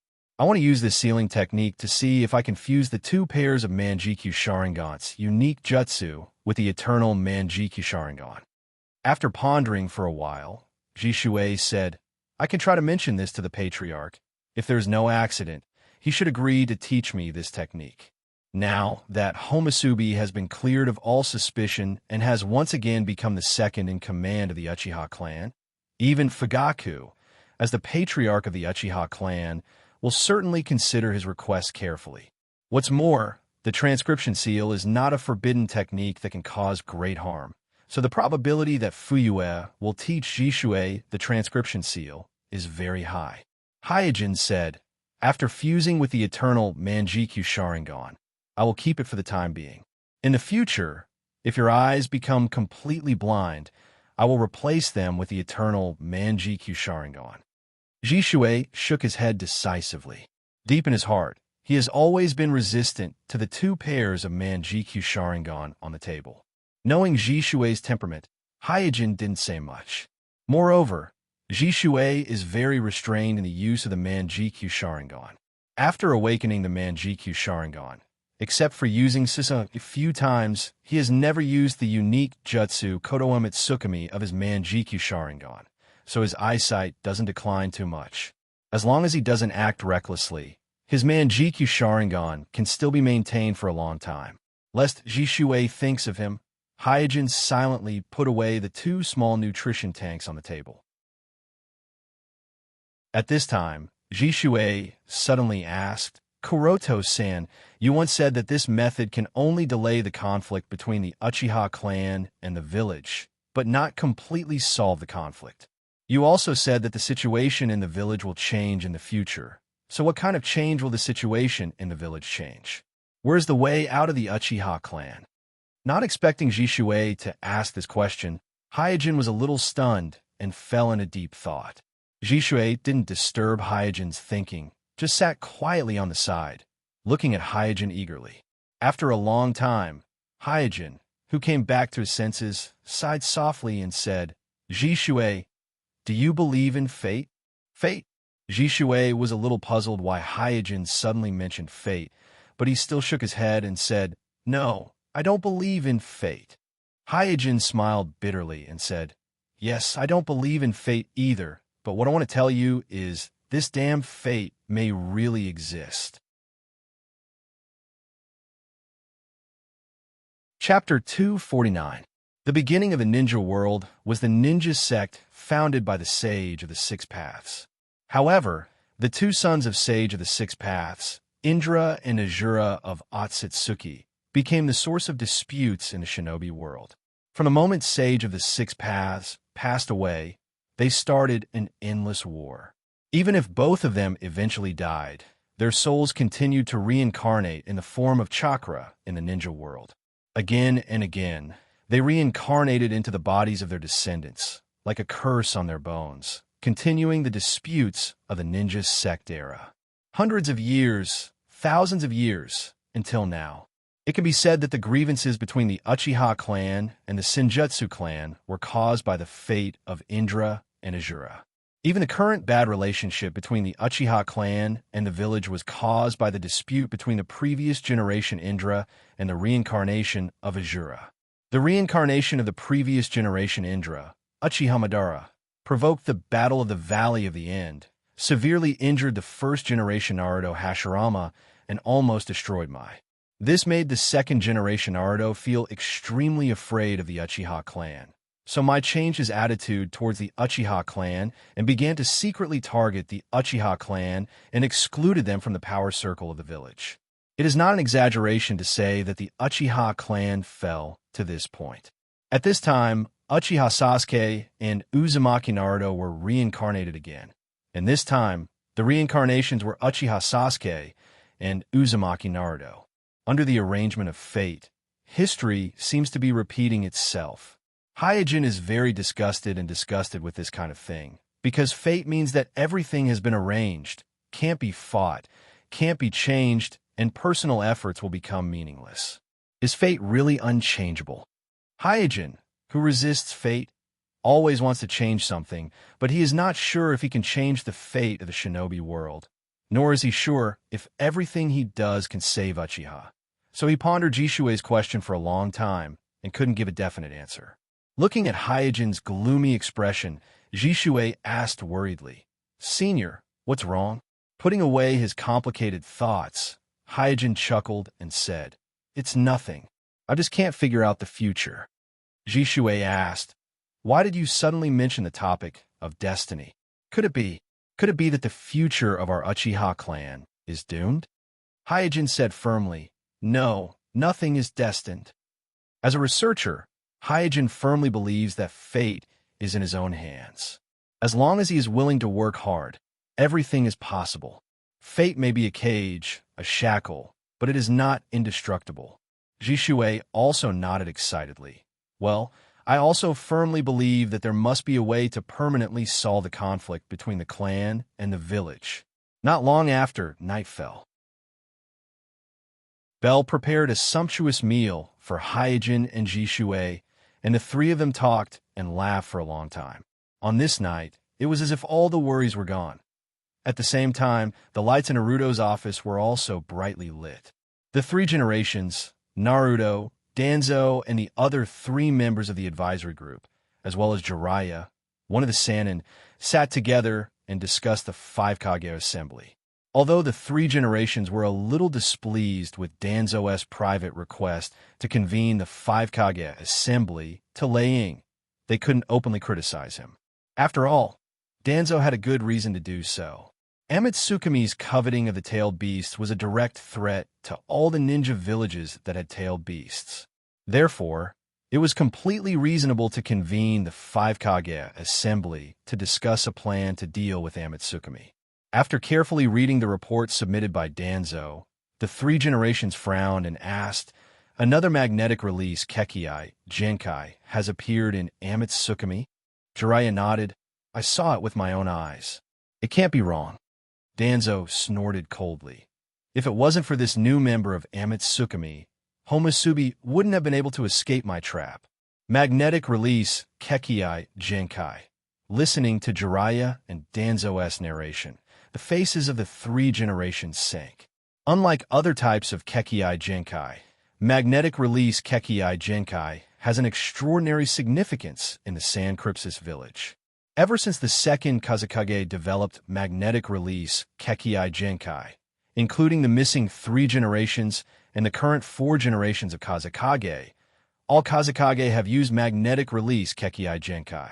Therefore, once a Kazekage mastered magnetic release Kekkei Genkai, he or she would naturally have the qualifications to run for the position of Kazekage in the San Crypsis village.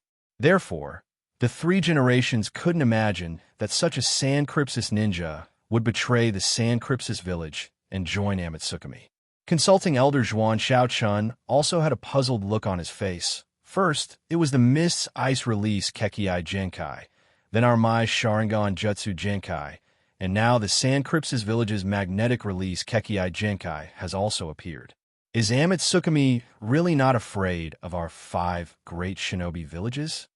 Another consulting elder, Hamura Mito, said, "What I am more concerned about is the leader of Amatsukumi. What method did he use to bewitch so many powerful renegades?" Jiraiya's consideration is more practical. He said, "Since Amatsukumi's target is the tailed beast, then we must strengthen the protection of Naruto." Danzo's eyes flashed with a sharp light. "I propose to let Uzumaki Naruto enter the route." Jiraiya immediately became furious. "Are you kidding me?" Three generations smoked his pipe and said slowly, "I have already made arrangement for Naruto's protection." Danzo, your current task is to continue the encirclement and annihilation of Amatsukumi. You don't need to intervene in Naruto's matters. Danzo didn't get angry and asked, "Hizen, what are your plans for the Gakage summit?" The Hokage-sama was put in a difficult position. It stands to reason that he, Naruto, should represent Mai in the Gakage summit. But the current situation in the village is unstable, and Amatsukumi is likely to sneak into the village again, so he has to stay in the village. After a moment of silence, three generations said, "Danzo, since you're the commander responsible for the encirclement and annihilation of Amatsukumi, then you will represent me in the Gakage summit." Danzo seemed to have expected this and nodded naturally. "Don't worry, Hizen. I will not disappoint you." After the meeting ended and the three advisors left, Jiraiya deliberately stayed behind and said to three generations, "Sensei, I'm still a little worried about Naruto. I can't let go of what happened to Naruto. If something happens to Naruto," three generations interrupted Jiraiya. "Don't worry, I will arrange for Umbu Team 11 to protect Naruto." Jiraiya was stunned. Umbu Team 11? The Umbu Team 11 that Ji Shuei is in? Chapter 250. Three generations said slowly, "Uchiha Jishui, who also has the Manjikyu Sharingan, is the best candidate to fight against Amatsukumi's Homusubi. Not to mention, there are also several excellent my ninjas in Team 11, Kakashi, Hyojin, and Metke, so there should be no problem in ensuring Naruto's safety.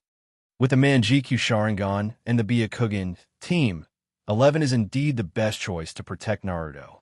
After a pause, Jiraiya smiled and said, "With this, I can leave with peace of mind." 3 generations frowned. "Leave?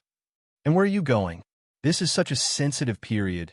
You're not allowed to go anywhere." Jiraiya put away the smile on his face and put on a serious face. "I want to find Tsunade. The threat of Amitsukami is too great, and the village needs her." Tsunade. Hearing Jiraiya mention Tsunade, 3 generations couldn't help but recall the time when he was teaching the Sannin, so he couldn't help but sigh. Jiraiya said, "I will definitely bring her back." Putting away his emotions, 3 generations asked, "You have also been to the battlefield where Lei Ying and the members of Amitsukami fought. What do you think?"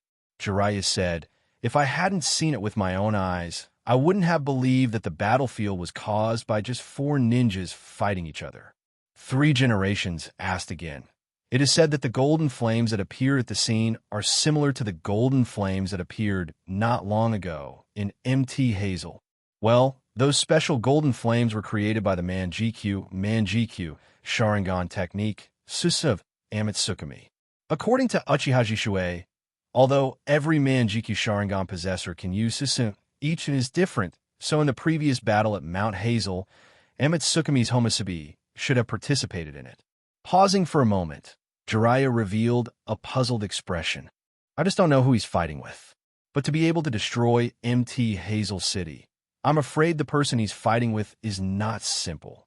One after another, mysterious experts with unknown identities appeared, causing the hearts of the 3 generations to become heavier. "Go and get Tsunade back." Early the next morning, Hyojin received Naruto's order to assemble Black Ops Team 11. When all the members of Team 11 arrived at Naruto's office, 3 generations canceled their previous mission to monitor the Danzo clan's encirclement of Amitsukami and assign them a new mission.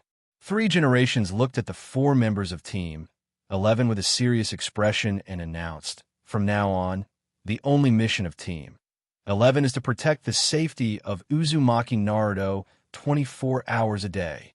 As the team leader, Kakashi didn't hesitate and immediately replied, "Yes, sir."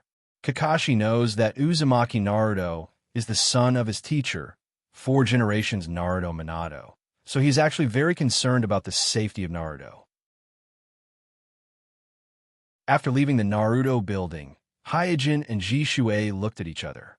From the fact that 3 generations issued this mission to protect Naruto 24 hours a day, it can be seen that the village already believes that Amitsukami's target is the tailed beast and has made the corresponding deployment. Arriving at a remote practice field, Kakashi said to everyone, "Let's divide into 2 groups according to the previous situation and take turns to protect Naruto." Naturally, no one has any objection. After all, if there's no one to change shifts, even an Iron Man would not be able to withstand it for a long time. But before Kakashi divided the group, Jishuei raised her hand and said, "I'll go with Kuroto-senpai."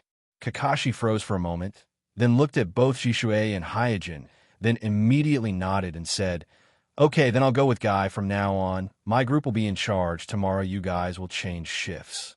After the discussion, Kakashi and Guy didn't dare to delay and immediately went to carry out the protection mission. At this time, Jishuei asked Hyojin, "Kuroto-senpai, what should we do tomorrow?" Suijin stretched his waist and said, "You could just send a shadow clone. Do you really need to guard that kid for the whole day?" Jishuei also said, "By the way, the Patriarch has already taught me the transcription seal." After clearing the suspicion on him, Fuyuet didn't hesitate to agree to Jishuei's request to learn the transcription seal. After all, Jishuei has awakened the Manjikyu Sharingan, so she is qualified to learn the transcription seal.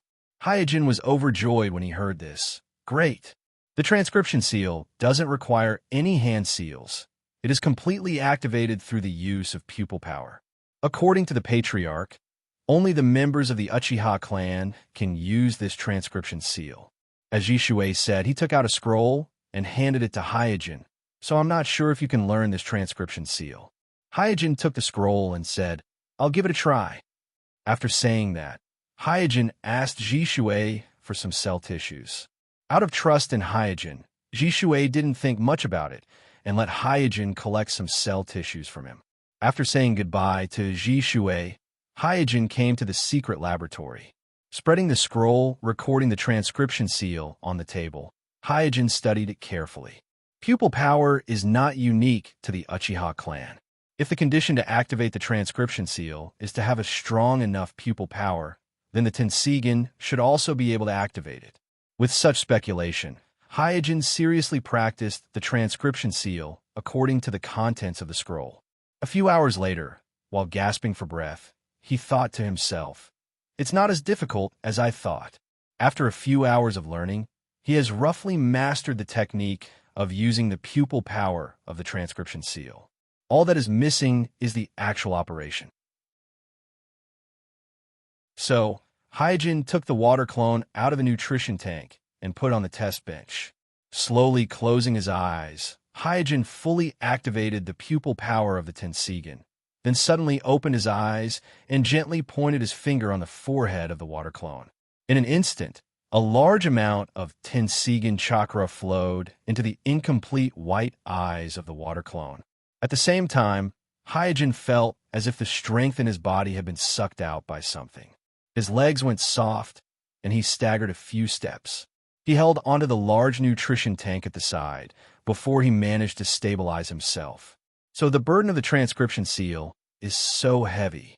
No wonder there are so few people in the Uchiha clan who use it. The current Hyojin and chakra were far superior to ordinary ninjas.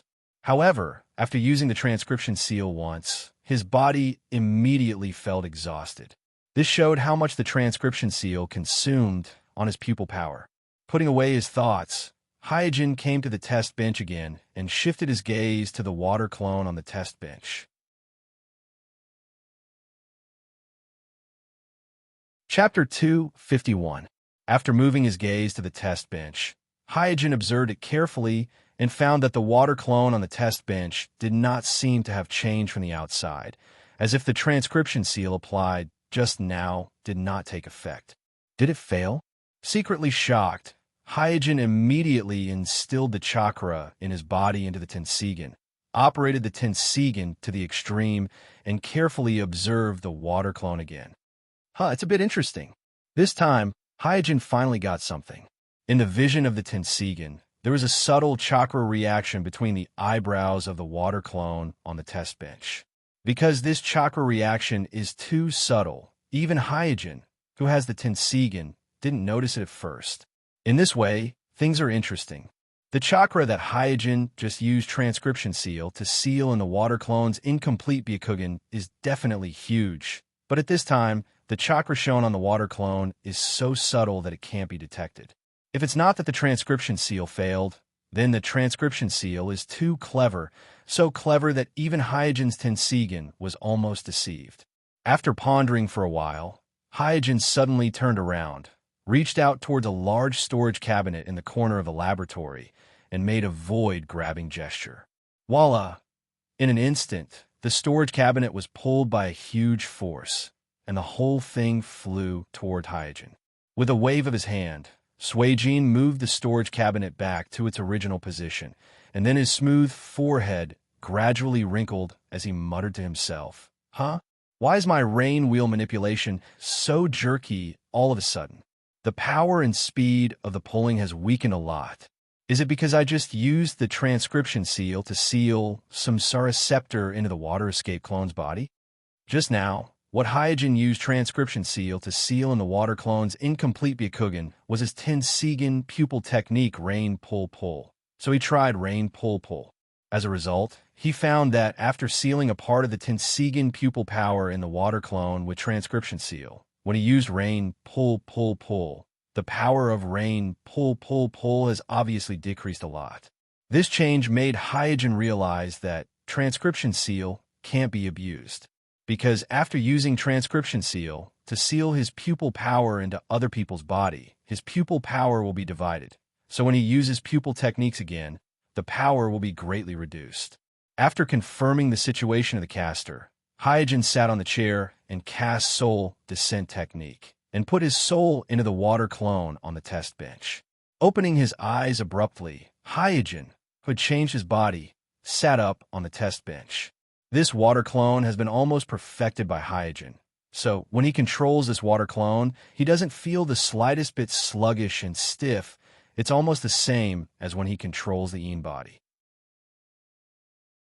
After jumping off the test bench, Hyojin quickly felt the rain pull that was sealed in the water clone's Byakugan by transcription seal.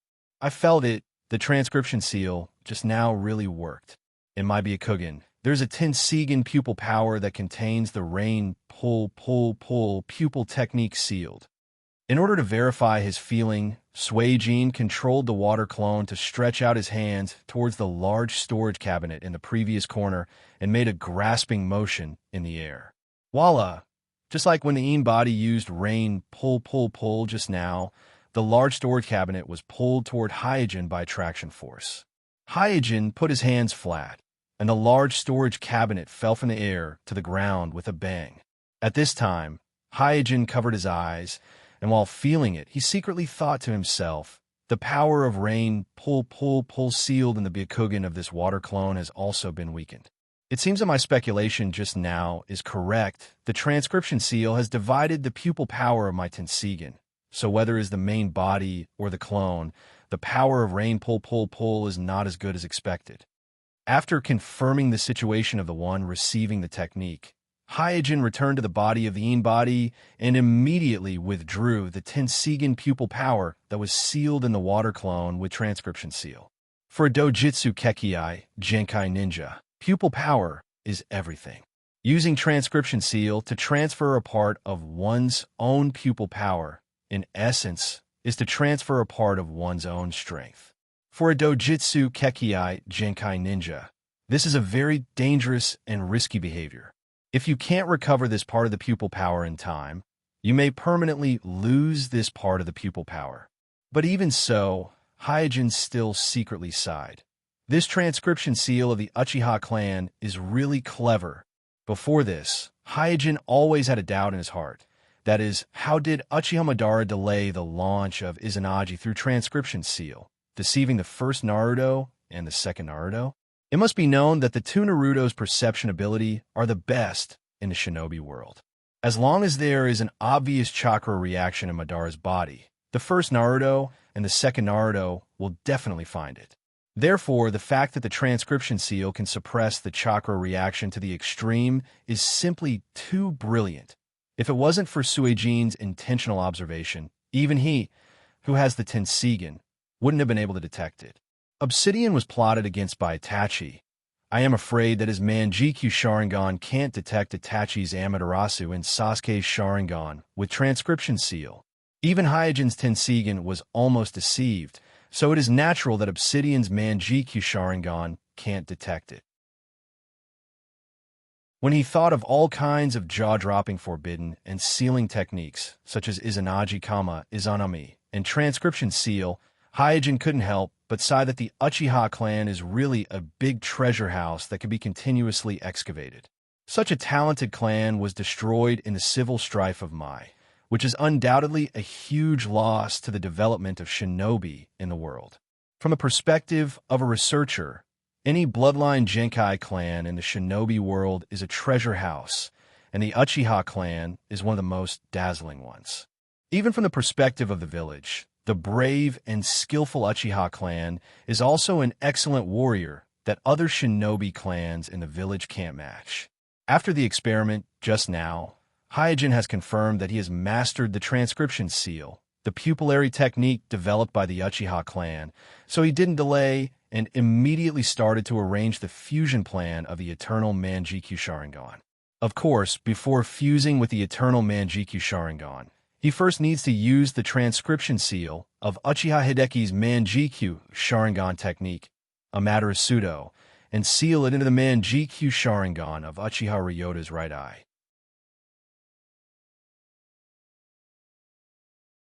Chapter 252. If he wants to use the transcription seal to seal Amano Iwado into Uchiha Ryota's right eye, he must first transplant Uchiha Hideki's pair of Manjikyu Sharingan. Hyojin obviously won't risk removing his Een body's Tenseigan to transplant Uchiha Hideki's Manjikyu Sharingan, and he doesn't have any other clones with him, so he can only use the water clone. Manipulating the surgical instruments, Hyojin carefully removed the incomplete Byakugan in the water clone's eye sockets. In the future, when using the Chimera technique to break through the supreme Kekkei Genkai net, all of Hyojin's clones can't be damaged. Even the eyes must be the original incomplete Byakugan. So once the incomplete Byakugan of the water clone is lost or damaged, this water clone can only be scrapped. After preserving the incomplete Byakugan that was temporarily removed, Hyojin immediately transplanted Uchiha Hideki's pair of Manjikyu Sharingan into the water clone's eye sockets. Immediately afterward, Hyojin moved the unconscious Uchiha Ryota from the large nutrition tank to the test bench and reinstalled his pair of Manjikyu Sharingan into his eye sockets. Everything is ready. Hyojin, who was controlling the water clone, came to the test bench and slowly closed his eyes. After a few breaths, he suddenly opened his eyes, and the unique and almost demonic light of the Manjikyu Sharingan flashed in his eyes. Then he pointed his finger on the forehead of the unconscious Uchiha Ryota. The transcription seal was activated at this moment, sealing the Amano Awado that he had just opened into the Manjikyu Sharingan of Uchiha Ryota's right eye. As soon as the transcription seal was completed, Hyojin felt dizzy.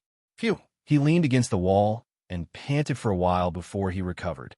Activating the transcription seal with a water escape clone is indeed rather strenuous. Just now, when he used release to activate the transcription seal, Hyojin almost exhausted all of his strength. This time, not only is he using water release clone, but he is also using the transplanted Manjikyu Sharingan of Uchiha Hideki, so the consumption is even greater than before. Fortunately, I only need to use it once.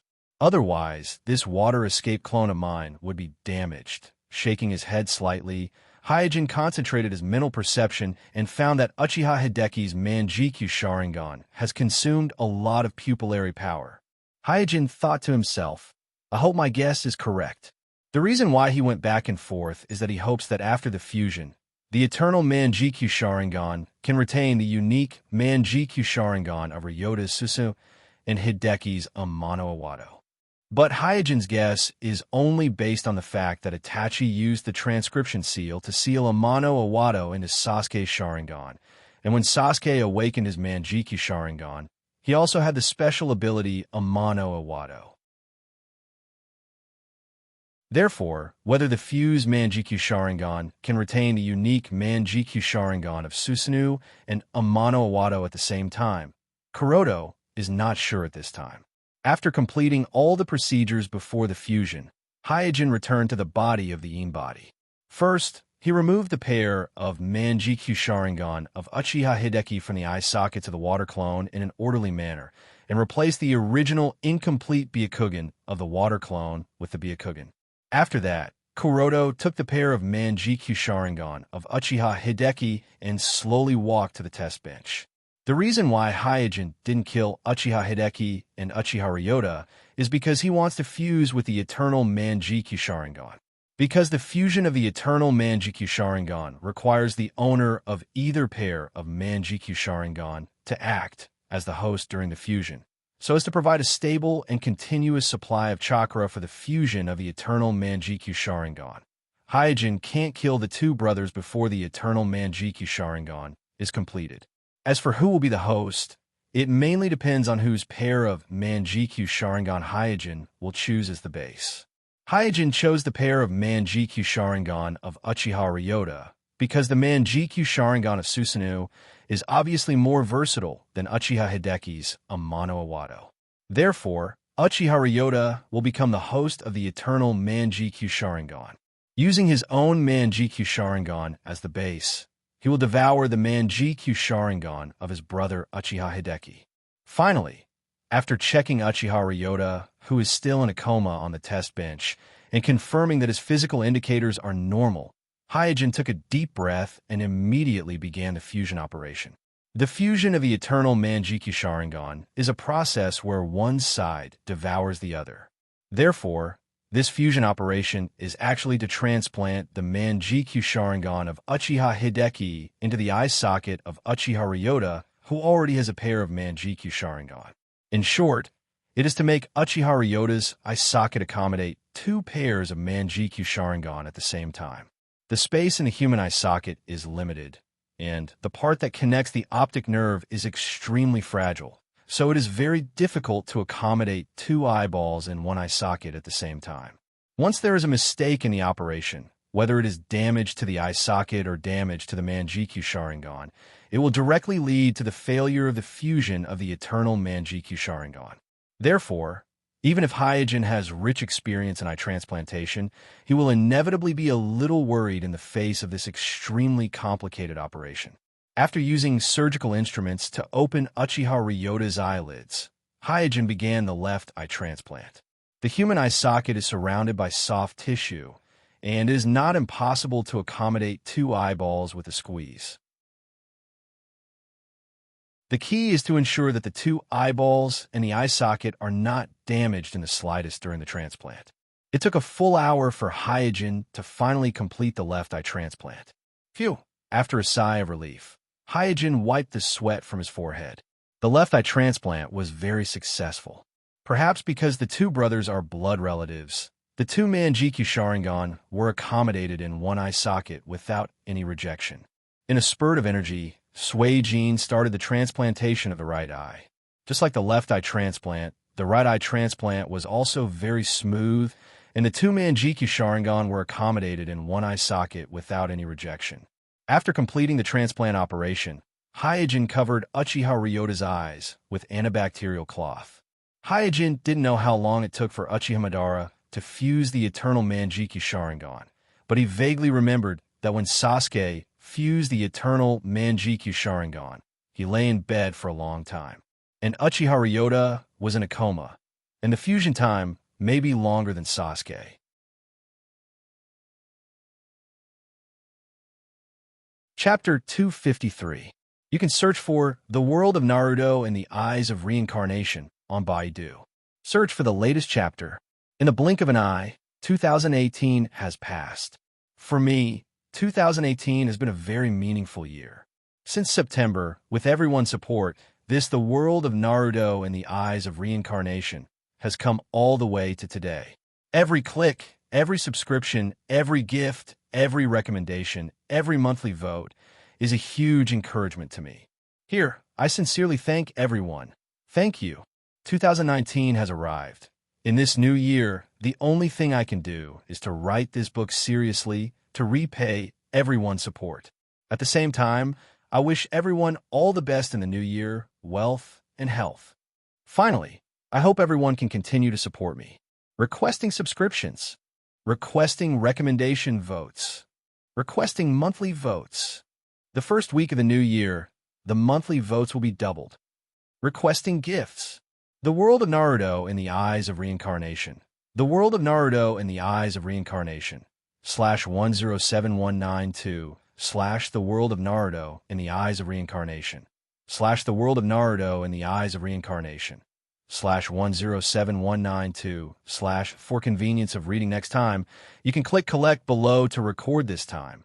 I wish everyone a happy new year.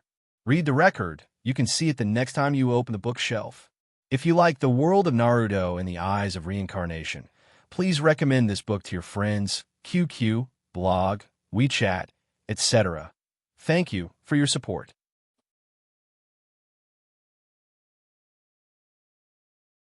Chapter 254. After a few days of observation, Hyojin found that the two pairs of Manjikyu Sharingan and Uchiha Ryota's eye sockets have already begun to fuse, but the speed of fusion is very slow. Standing in front of the test bench, Hyojin supported his chin with his hand and muttered to himself, "According to this fusion speed, I am afraid it will take at least 3 months to complete the final fusion." As the host of the eternal Manjikyu Sharingan, Uchiha Ryota is currently in a comatose state, so the fusion of the two pairs of Manjikyu Sharingan in his eye sockets is completely based on his body's instinct. Because of this, without the impetus of his personal will, the fusion of the eternal Manjikyu Sharingan will inevitably be very slow. In this regard, Hyojin has no good way to deal with it, so he can only wait calmly. As for whether or not the eternal Manjiki Sharingan can be successfully fused, and what kind of pupil technique the eternal Manjiki Sharingan will possess, everything depends on God's will. Temporarily putting aside the matter of fusing the eternal Manjiki Sharingan, Hyojin ignored his fatigue and began to plan the cloning plan of the fire release clone. The difficulty of cloning the fire release clone is undoubtedly far greater than the previous water release clone. This is not only because the state of the fire attribute chakra is not as stable as the water attribute chakra, but also because the fusion target chosen by Hyojin this time is the Uchiha clan's Uchiha Jishui. Although the Uchiha clan is born with a very strong fire attribute chakra and has unparalleled talent in using fire release. But as a pupil Kekkei Genkai clan, the main chakra attribute of the Uchiha clan is the same as Hyojin's. It is the In attribute chakra, which symbolizes mental power, not the fire attribute chakra. In other words, the fire attribute chakra was only a sub-attribute of the Uchiha people's chakra. This also meant that when cultivating the embryo of the fire release clone, Hyojin not only needed to use a large centrifuge to filter out the excess In attribute chakra in his cells, but also the excess In attribute chakra in Jishui's cells, so that the fire chakra would become the main chakra in Jishui's cells. When cloning the water escape clone, Hyojin had already realized that the filtration process of a large centrifuge would cause serious damage to the cell tissues. At that time, only Hyojin's cell tissues needed to be filtered, while Bai's cell tissues did not need to be filtered and could directly fuse. At this time, Hyojin and Jishui cells would need to be filtered by a large centrifuge, which meant that they would be severely damaged. Therefore, the probability of the two damaged cells successfully fusing would be greatly reduced. Buzz, buzz, buzz. Amidst the noise of the large centrifuge, Hyojin completed the filtration of the In attribute chakra in his own cell tissues and the filtration of the In attribute chakra in Jishui's cell tissues. In this filtration process alone, 330 groups of the 500 groups of cell tissues in the petri dishes that Hyojin had carefully prepared were completely damaged by the large centrifuge and lost their activity.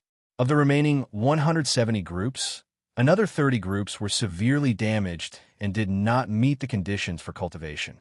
In the end, only 140 groups entered the next round of fusion cultivation.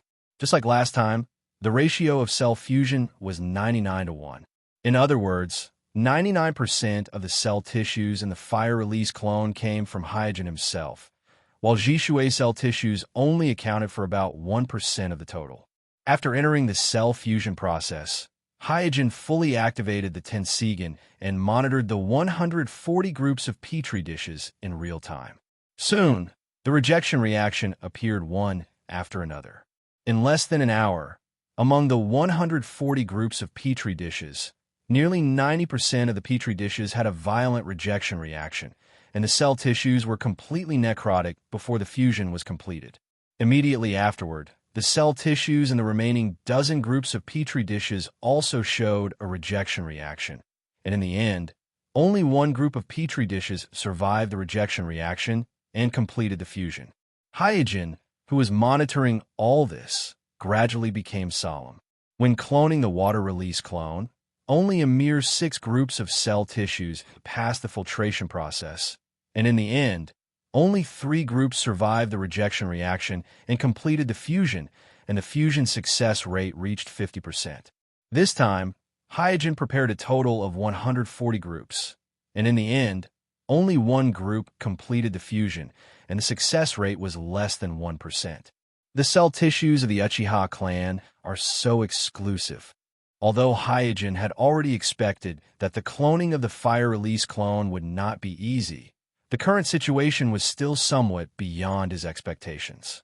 After looking at the remaining group of embryos that had completed the cell fusion with a high-power microscope, Hyojin's brows furrowed even more. This was the only embryo that had successfully fused, and the cell tissues were seriously damaged, and its vitality was very weak. It was a far cry from the minimum standard of cloning embryos formulated by Hyojin. In Hyojin's eyes, it could already be classified as a defective product. After hesitating for a moment, Hyojin did not destroy it, but put it into the incubator and began to cultivate it. In the following week, Hyojin had tried cell fusion for thousands of times, and the results were far beyond his expectations. In the subsequent thousands of cell fusion attempts, none of them succeeded. After spending a lot of time, money, and energy, Hyojin was distressed.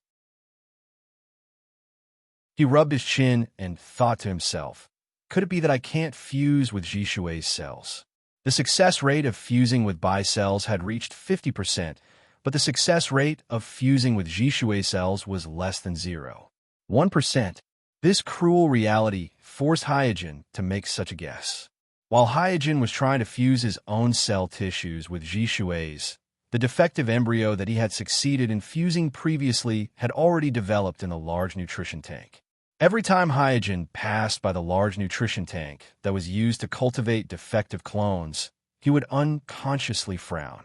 Because for some unknown reason, the defective embryo actually underwent a metamorphosis, and after cultivation, it turned into a female body, completely deviating from his original plan. Naturally, Hyojin could not accept a female fire elemental clone, so he had to expand the range of cell sampling from Jishui to Itachi, Sasuke, Ryota, Hideki, and other Uchiha clansmen. By then, Hyojin no longer had the right to be picky because the Uchiha's bloodline was too exclusive. It was so strong that it could not fuse with other people's cells. This was completely out of Hyojin's expectation. Therefore, in order to obtain more successful cell fusion embryos, even if the Uchiha clansmen were mediocre compared to Jishui, Hyojin had to include them in the sampling range.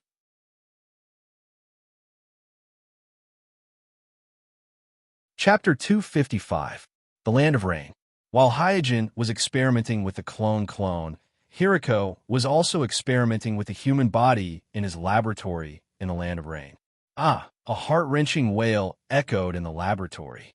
On the test bench, a man's body was constantly bulging with huge sarcomas that glowed with purple light. These sarcomas looked very twisted and disgusting. On the side, Hiriko's face was full of fanaticism, and his eyes were blooming with an indescribable brilliance. At this moment, the wailing of the man on the test bench gradually subsided. The huge sarcomas that were bulging on the man's body also shrank back into the man's body one by one, returning to normal as if they had never appeared before. Bang! The man's body that had just recovered suddenly exploded with a muffled sound. Hiriko, who was splashed with blood and filth, not only was he not angry, but the corners of his mouth slightly curled up, revealing a strange smile full of evil charm. Hey, dark medical ninjutsu is more useful than I thought. In the original story, Hiriko had to change hiding places from time to time because he had to avoid the pursuit of Konoha Umbu, and he also had to run around for the funds needed for the experiment. Coupled with the fact that he was working behind closed doors, the development of the Chimera technique was very slow, almost at a standstill. But in this world, after being forced to join the Akatsuki, not only did Hiriko no longer fear Mai's pursuit, but he also had the support of the Akatsuki organization in terms of funds. More importantly, he also has Shino, a top doctor in the shinobi world who is proficient in the human body's meridians and various herbal medicines, as well as Yomi, who is proficient in dark medical ninjutsu. Unlike before, with the advice of Shino, a top doctor in the shinobi world, and the assistance of Yomi's dark medical ninjutsu, Hiriko's development of the Chimera technique has progressed at a tremendous pace. In just half a year with sufficient funds, he made a major breakthrough in the research and development of the Chimera technique. Hiriko walked out of the laboratory while wiping the bloodstains off his body. In a rest area, Shino was discussing some of his ideas for the artificial tailed beast with Yomi. Just like Hiriko, after joining the Akatsuki, Shino's Zero-Tail project has been progressing very smoothly. Currently, there are only a few technical difficulties that haven't been solved yet. Seeing Hiriko walking out of the experimental area, Shino immediately got up and greeted him, asking eagerly, "How is it? Did you succeed?" Hiriko casually threw the towel he used to wipe the bloodstains into the trash bin. "The test subjects are still too fragile." Shino was a little disappointed and sat back down with a downcast expression. If Hiriko's fusion experiment was a success, then his zero-tail plan could immediately be carried out. Hiriko smiled and said, "However, the dark medical ninjutsu is indeed more useful than I thought. If the test subject is strong enough, the probability of success will not be small."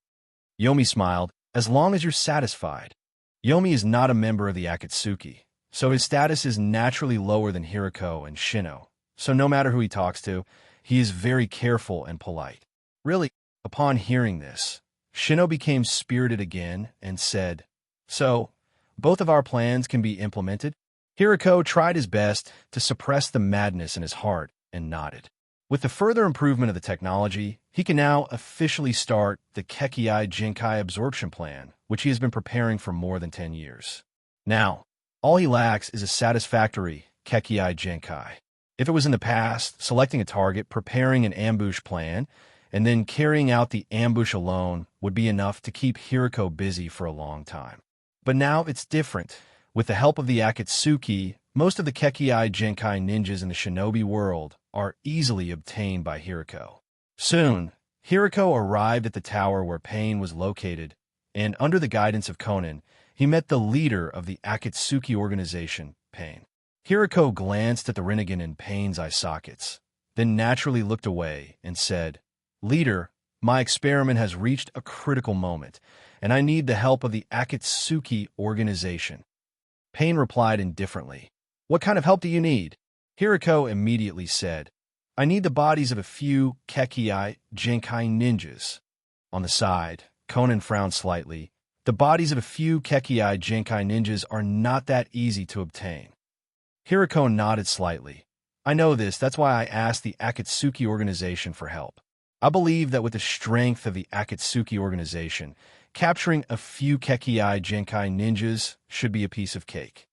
Pain still asked indifferently, "What kind of Kekkei Jinkai do you need?" Hiriko was ecstatic. "If possible, I hope to collect rapid-release Kekkei Jinkai, steel-release Kekkei Jinkai, mist-release Kekkei Jinkai, hell-release Kekkei Jinkai, and the members of the Uchiha clan who possess the Sharingan." Pain glanced at Hiriko faintly. "You already have a choice, right?"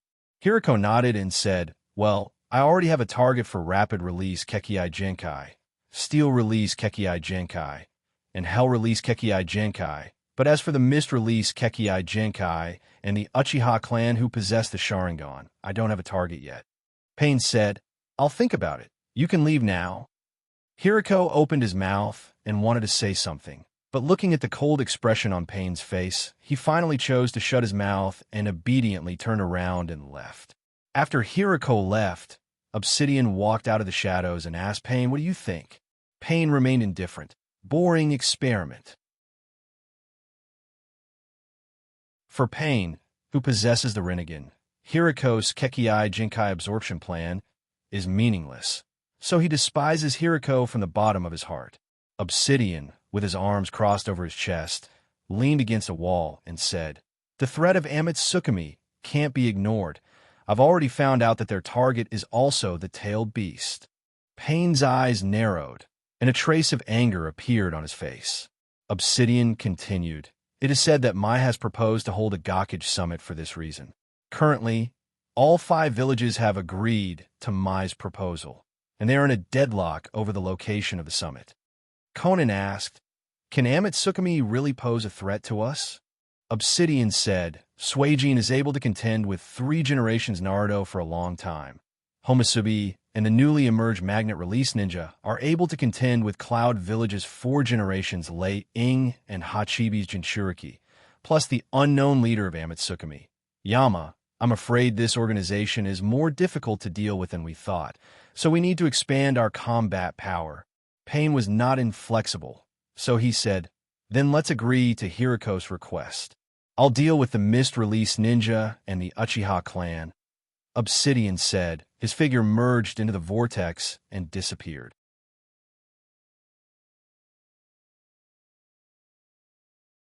Chapter 256. The Land of Birds. A group of 4 people from the Akatsuki organization was walking slowly in a dense forest. Glancing at Hiriko beside him, Sasori, who was hiding in the defensive puppet Feiliohu, grumbled in a hoarse voice, "I really don't understand why the leader would agree to your ridiculous request, and even asked us to assist you." Hiriko smiled proudly. "Even the leader who has the legendary sages has to face my experiments." Inferiority complex is a shadow buried deep in Hiriko's heart.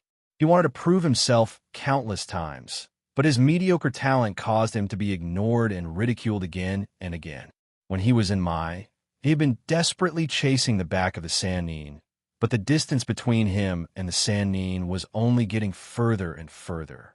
Unwillingness and anger grew crazily in his heart, and he finally broke through the shackles of morality and immersed himself in the cruel and crazy human experiments.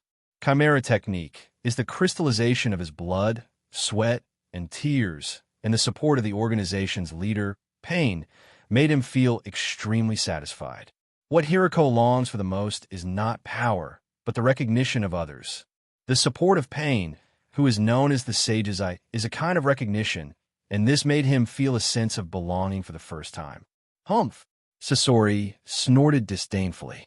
Hiriko grinned and said, "Sasori, I regret to tell you that your choice to give up your physical body is wrong." Sasori stopped and stared at Hiriko with eyes full of killing intent. "Stupid guy. Do you want to challenge my eternal art?" In the battle with the 3 generations Naruto, Sasori lost an arm, which prompted him to finally make up his mind to complete the transformation of his body into a puppet. Hiriko said indifferently, "You don't have to be angry. The facts will prove everything." Sasori said coldly, "When you complete the experiment, I will personally tell you what is the truth." Unlike Sasori and Hiriko, who are like fire and water and have completely opposite views of science, Shino and Kakuzu, who are in the rear half of the team, are chatting with each other. Shino smiled and said, "I have troubled Mr. Kakuzu for this operation. I hope it won't take up too much of Mr. Kakuzu's time." The members of the organization all knew that Kakadu was obsessed with money. As long as he had free time, Kakadu would go to the black market to choose missions to earn bounties. Therefore, Kakadu was usually very busy. Kakuzu's expression was somewhat gloomy. It's not just the Fire Nation that's cleaning up the black market. Even the other big nations have begun to clean up the black market. Right now, I can't even get a decent commission. Shino frowned. "Looks like Amatsukami is much stronger than we thought." Shino, who has traveled around the shinobi world, is quite clear about the structure of the shinobi world. In his opinion, the Akatsuki that he belongs to is already an extremely powerful secret organization in the shinobi world, and no matter which shinobi village they fight, they won't be at a disadvantage. But the fact that Amatsukami, which appeared out of nowhere, has shown strength that is not inferior to the Akatsuki, and even the 5 great shinobi villages are afraid of it. This fact is very surprising to Shino. After pondering for a while, Shino asked, "Shinichi is also from the Uchiha clan, so he should know something about Amatsukami's Homusubi, right?" Kakuzu shook his head and said, "When I met Shinichi before, I asked him about it, but he didn't have the slightest clue. It's as if Amatsukami appeared out of thin air." Shino sighed with emotion. "Ice Release Ninja, Manjikyu Sharingan, and Magnet Release Ninja. Such strength is enough to subvert a small country. I really don't know where these powerful ninjas came from. I really don't know." Kakuzu said, "Ever since I started dealing with Amatsukami, my fortune has been cut off. If there's a chance, I will personally tear out their hearts to make up for my loss." Not long after, the 4 of them arrived at a fork in the road. The road sign on the left leads to the land of Bear, while the road sign on the right leads to the land of Earth. Looking at the road sign, Hiriko said, "From here on, let's split up. My group will go to the land of Bear to deal with that nether release Kekai Genkai, while the rest of you go to the land of Earth to deal with that steel release Kekai Genkai." Sasori ignored Hiriko and said to Kakuzu, then walked towards the land of Earth. Hiriko smiled and followed Shino towards the direction of the land of Bears. The land of whirlpools. Boom! With a loud noise, Shinichi of the Uchiha clan was sent flying, crashing into several trees in a row. Before Jun-E could recover from his shock, a blurry figure suddenly appeared in the smoke and dust. In just a short moment, the figure appeared in front of Jun-E and threw a punch at him. At this moment, Pipa Juzo arrived and slashed at the afterimage with his beheading broadsword. Clang! The afterimage's fist collided with Bipa Juzong's beheading blade, and a loud metallic sound rang out. After temporarily forcing back the shadow, Bipa Juzo looked around vigilantly while asking Shinichi, who fell to the ground behind him, "How is it? Are you okay?" "Bah!" Spitting out the blood in his mouth, Shinichi cursed, "Fuck! Why do we have to fight this monster for no reason?" Bipa Juzo said, "Since it is the leader's order, don't complain too much. This guy is incredibly fast." After a pause, Shinichi wiped the blood from the corner of his mouth and said, "Even my man GQ Sharingan can't keep up with his speed. Who is he?" Bipa Juzo explained, "According to the leader, this is a ninja with nether release Kekai Genkai. Looking at his light red hair, he should have some Uzumaki bloodline in his body." Shinichi curled his lips and said, "Wasn't the Uzumaki clan exterminated long ago? The Uzumaki clan of the land of Uzumaki is a close relative of my Senju clan, so the relationship between the Uchiha clan and the Uzumaki clan is not very good." Under the influence of the Uzumaki clan, Shinichi's impression of the Uzumaki clan is naturally very bad. Bipa Juzo is also aware of the contradictions between the My clan and the My clan, so he didn't say much and just said casually, "Although the land of Uzumaki was destroyed, there will always be some Uzumaki bloodline passed down. Isn't there also a remnant of the Ice Release Snow clan in Amatsukami?" Shinichi's face fell. "Hey, don't talk about useless things. This guy's too fast. We can't do anything to him." Bipa Juzo glanced at Shinichi and said, "Shinichi, if we can't catch him, it will be very difficult for us to report to the leader. You can't be as slack as you were in the previous missions." Shinichi, who was criticized by Bipa Juzo for being slack, smiled and said, "So you saw it." Bipa Juzo said, "I don't know why you are so against the organization, but since you have joined the organization, if you don't work hard, the leader will not let you go."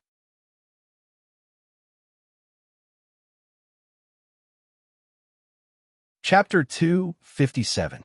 After getting along with Bipa Juzo for so long, Shinichi actually knows that although Bipa Juzo doesn't seem to be easy to deal with, he is actually a very sentimental person. Sway_Ming. In private, Shinichi has also teased Bipa Juzo, saying that Bipa Juzo doesn't look like a vicious, traitorous ninja at all. Therefore, Shinichi understands that Bipa Juzo's advice is completely out of kindness. So he smiled and said, Okay, since you have said it to this point, I will recognize Shinichi." Bipa Juzo didn't say any more nonsense and directly asked, "What's the plan?" Opening the man GQ Sharingan, Shinichi observed the surroundings and said, "Same old method." Bipa Juzo carried the beheading blade on his shoulder and nodded knowingly. Just as Bipa Juzo put away the beheading blade, the swift ninja, who saw the opportunity, suddenly attacked. The swift ninja left a long afterimage, and in just an instant, he appeared in front of Bipa Juzo. Holding the kunai in his right hand, he fiercely stabbed Bipa Juzo's throat. Almost at the same time, Shinichi, who was already prepared, completed the hand seals and shouted, "Fire release! Great fireball technique!" Phew! A huge fireball rushed towards the swift ninja with a whistling sound. The swift ninja didn't seem to expect that Shinichi would use fire release so accurately.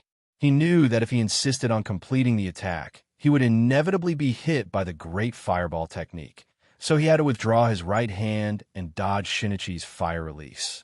At this time, Bipa Juzo also completed the hand seals and shouted, "Water release! Great waterfall technique!" Splash! A huge stream of water shuttled through the forest and finally collided with the fire release that Shinichi had used before.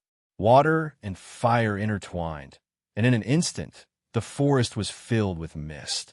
Bipa Juzo continued to make hand seals and immediately shouted, "Water release. Mist concealment technique." Soon, the mist in the forest that was already filled with mist became even thicker. Previously, when the swift ninja shuttled through the forest, he would only leave a series of afterimages, but now that he is moving through the mist, he will leave a clear trail. It may be difficult for ordinary people to catch this kind of trail, but for Shinichi, who has the Manjikyu Sharingan, it is easy to capture and even predict this kind of trail. Therefore, in just a moment, he saw through the swift ninja's movement trajectory, and his figure flickered, blocking the swift ninja's path. The swift ninja's figure stagnated, with a look of surprise on his face. The swift ninja's figure stagnated and looked surprised. Juzo. Looking at Shinichi's Manjikyu Sharingan, the expression on the ninja's face quickly became dull. His whole body shook a few times, and then he fell to the ground. Bipa Juzo walked over and said, "Your Uchiha clan Jinjutsu is really convenient." Shinichi covered his eyes for a while, and then said, "Okay, we can now report." Land of Fire. A twisting whirlpool appeared out of thin air, and then Obsidian walked out of the whirlpool. After looking around, Obito leaped up and stood on top of a large tree. Suddenly, Zetsu's body stretched out from the trunk of the big tree and said, "It has been confirmed that the Gakage Summit will be held in the northwest of the Land of Fire, in Yokosuka City, close to the Land of Grass." Obsidian was a little puzzled. Yokosuka City? Why there? Zetsu said, "The major shinobi villages don't trust each other, so we had to choose Yokosuka City, which is located in the center of the shinobi world." Obsidian asked again, "What about the information I asked you to gather?" On the cloud side, Laying will attend the Gakage Summit in person, but because of Amatsukumi's attempt to get their hands on the tailed beasts, he didn't bring his Jinchuriki with him. After a pause, Zetsu continued, "So this time, Lei Ying's guards are the Mist Ninja Ida and another Cloud Jonin." Obsidian smiled, "Very good. Hiriko needs the body of a Mist Release Kekiai Genkai ninja, but the Kekiai Genkai is very rare. Only a few people in the Cloud Village, well, the 5 major shinobi villages have mastered it. Therefore, if you want to get a Mist Release Kekiai Genkai, you must first attack the Cloud Village. And attacking Lei Ying and his party heading to the Gakage Summit is obviously more convenient and safer than sneaking into the Cloud Village." So Obsidian quickly made up his mind. Throwing a black cloak to Zetsu, Obsidian ordered, "Change into this cloak, and then help me lure Lei Ying away." After receiving the cloak thrown by Obsidian, Zetsu looked at it and found that the black cloak in his hand is almost identical to the uniform of Amatsukumi. So he asked, "You want me to disguise myself as a member of Amatsukumi?" Obsidian nodded. Obsidian is becoming more and more afraid of Amatsukumi, especially after learning that Amatsukumi's target is also the tailed beasts. The sense of uneasiness in his heart that things are out of his control is getting stronger and stronger. At present, Akatsuki hasn't officially started collecting tailed beasts, so Obsidian is not willing to confront Amatsukumi head-on, but he also can't sit back and watch Amatsukumi continue to grow stronger. Therefore, Obsidian wants to use this Gakage Summit as an opportunity to frame Amatsukumi, so that the 5 great shinobi villages will point their spear at Amatsukumi, and then use the hands of the 5 great shinobi villages to eradicate Amatsukumi.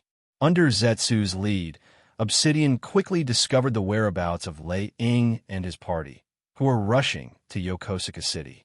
Looking coldly at Lei Ying and his party in the distance, Obsidian ordered Zetsu, "Go." Zetsu nodded and retreated into the ground. A moment later, Zetsu appeared in front of Lei Ying and his party. Looking at Zetsu, who was wearing a black cloak and a mask with strange patterns, Lei Ying didn't wait for Zetsu to speak and shouted angrily, "You bastards! How dare you appear in front of me?"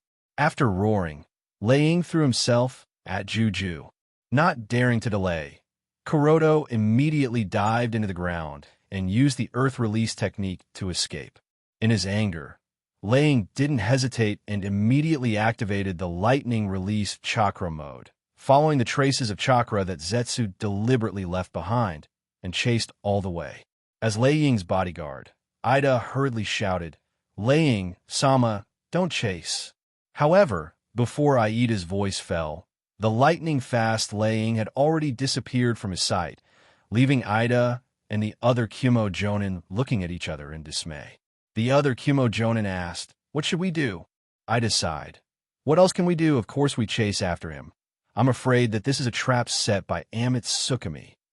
Just then, a twisted whirlpool suddenly appeared behind the two of them, and a hand stretched out from the whirlpool, grabbed the mist ninja Ida, and dragged him into the whirlpool.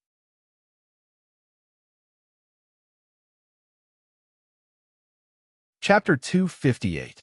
Looking at the strange-looking, deformed clones in the large nutrition tank in front of him, Hyojin wanted to cry, but no tears came out. The cells of the Uchiha clan are poisonous. Over the past few days, he had used the excuse of sparring and guidance to rack his brains before he managed to obtain the cell tissues of more than 10 members of the Uchiha clan, including Itachi and Sasuke. After obtaining the cell tissues of the Uchiha clan, Hyojin immediately started the cell fusion experiment in the laboratory. After tens of thousands of repeated fusion experiments, Hyojin, who had spent a lot of manpower and resources, finally managed to obtain 3 sets of cloned embryos that had survived the rejection reaction. However, just as Hyojin thought that he had succeeded, reality taught him a cruel lesson. The 3 sets of embryos that had been cultivated all showed unexpected deformities. The first body was distorted, its facial features and limbs were all out of place. The second was an ugly meatball. The third one had 2 heads, 7 arms, but only 1 leg. Looking at the monsters in the large nutrition tank, Hyojin's heart was bleeding. The cultivation liquid used for the cell fusion experiment was complicated and required a variety of expensive medicinal herbs to refine, so the cost was extremely high. Furthermore, the tens of thousands of fusion experiments had used up almost all of Hyojin's medicinal herbs. Even if Hyojin wanted to continue the experiment, his stock of medicinal herbs would not allow him to be so reckless.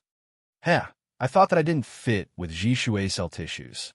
I didn't expect that after a round of experiments, only Jishui, this Uchiha, could barely fit with my cell tissues. After lamenting, Hyojin's gaze slowly moved to the large nutrition tank at the end. The clone body that was being cultivated in the large nutrition tank was the damaged embryo that was successfully fused with Hyojin and Jishui's cell tissues. It was the female clone body that was cultivated. There is no doubt about the appearance of the Hyuga clan. The men were all dignified, while the women were mostly elegant and dignified.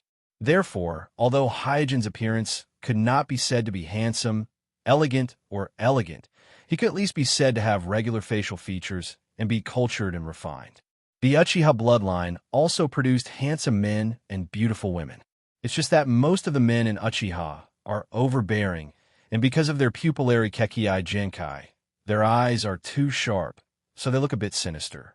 And in the large nutrition tank, the female clone that combines the cell tissues of Hyojin and Jishui has both the elegance of the Hyuga clan and the sharpness of the Uchiha clan. Thus, not only did this female clone possess a beautiful appearance, but her aura was also extremely special. She possessed an indescribable heroic, dignified, and elegant aura. Hyojin was not a superficial person. Therefore, the extraordinary appearance of this female clone did not cause any ripples in his heart. As a researcher, Hyojin dislikes any accidents in his experiments. Accidents mean unforeseen changes, and the female clone in the large nutrition tank in front of him is an accident full of variables. Based on the current situation, Hyojin can't judge what kind of unknown impact this female clone will have on his future Kekii Genkai Net project. Coupled with the fact that the embryo of this female clone was already in a state of serious damage before the cultivation, the strength of this female clone will be significantly weaker than the water clone. This also means that the difficulty of developing this female clone is far higher than the previous water clone. It is precisely because of this that Hyojin has a certain sense of rejection towards the female clone in front of him. However, the failure of the cell fusion experiments made him realize that with his current cell fusion technology, he is still unable to create a perfect clone that has the true meaning of the Uchiha bloodline. After taking the female clone out of the large nutrition tank, he placed it on the experimental table. Without much hesitation, Hyojin immediately used the soul descent technique of the Tenseigan and entered the female clone on the experimental table. Huff, sitting up abruptly, Hyojin felt for a moment before jumping off the experimental table. Walking to the mirror naked, Hyojin moved his body with a calm expression while carefully observing the changes in the muscles of the female clone in the mirror. Although it was a little strange, the sluggishness of the soul entering the clone body for the first time wasn't as serious as Kuroto had imagined. On the contrary, the clone body seemed to have a strong capacity for soul absorption. This was not strange at all. In the original time and space, when Orochimaru used the undead reincarnation forbidden technique, the first body he chose was not the body of a male ninja, but the body of a female ninja. The reason why Orochimaru chose this body was because the female ninja's body and Orochimaru's soul were unexpectedly compatible, allowing Orochimaru to retain almost all of his strength after the undead reincarnation. This is also why when Orochimaru launched the Mai's destruction plan, he dared to use a female body to compete with the Three Generations Naruto.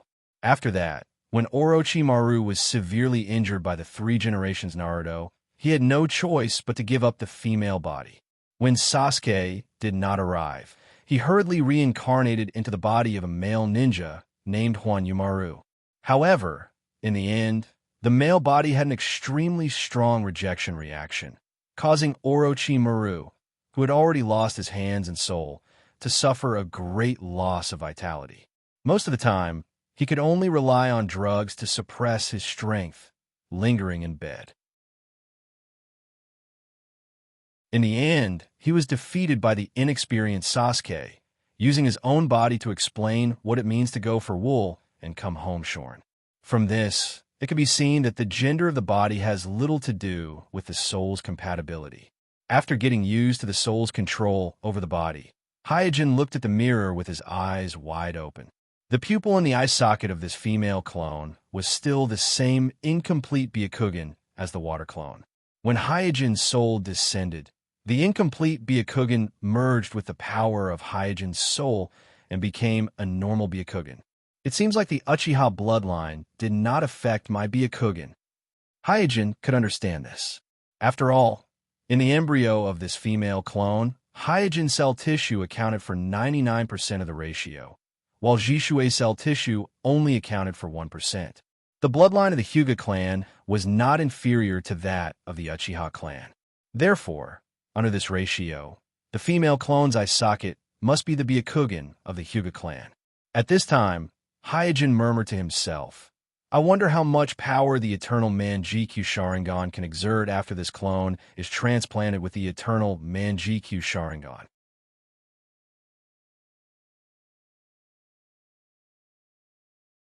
Chapter 259.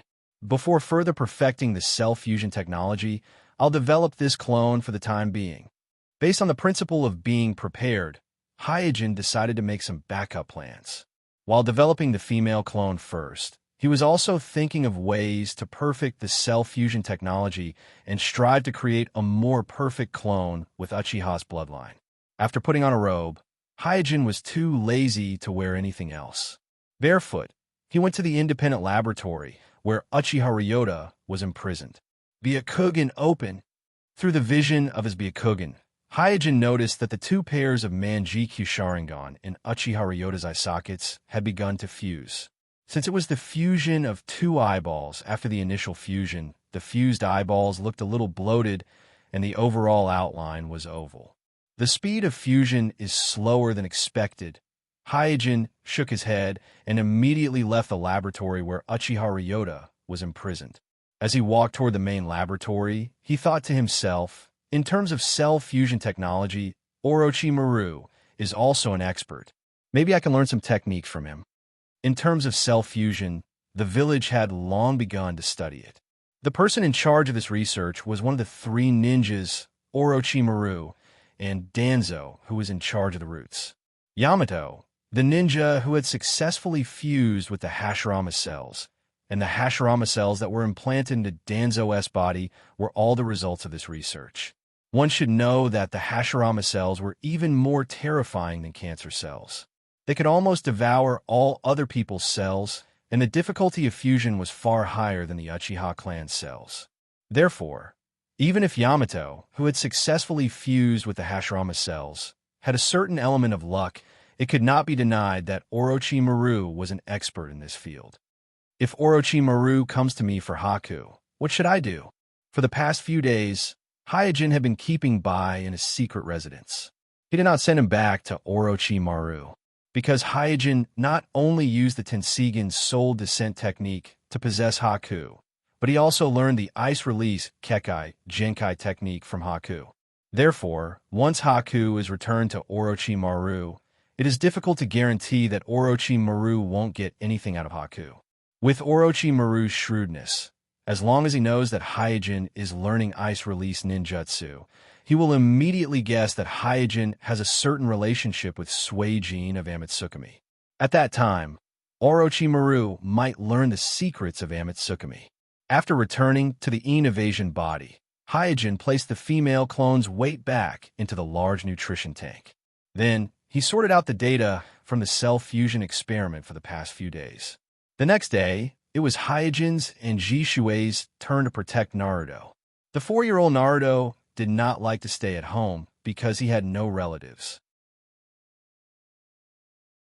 Therefore, he spent most of his time wandering around the village.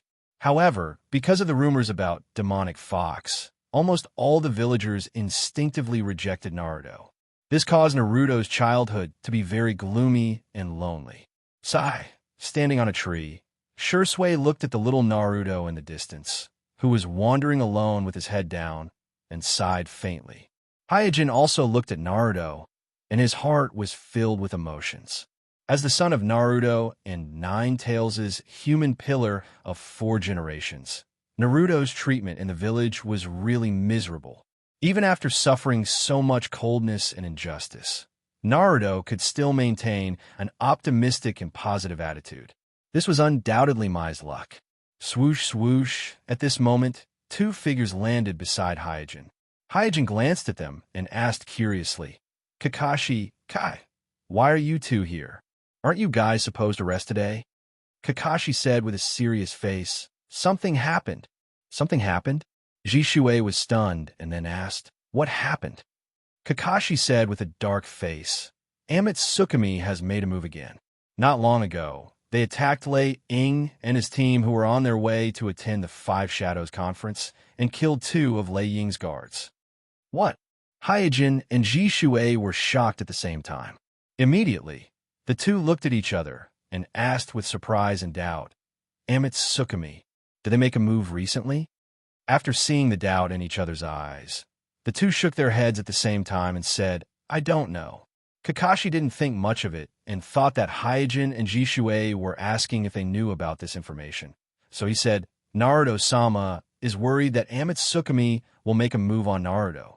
So he sent more people to protect Naruto. In the future, our team, 11, will work together and other Umbu teams will change shifts with us.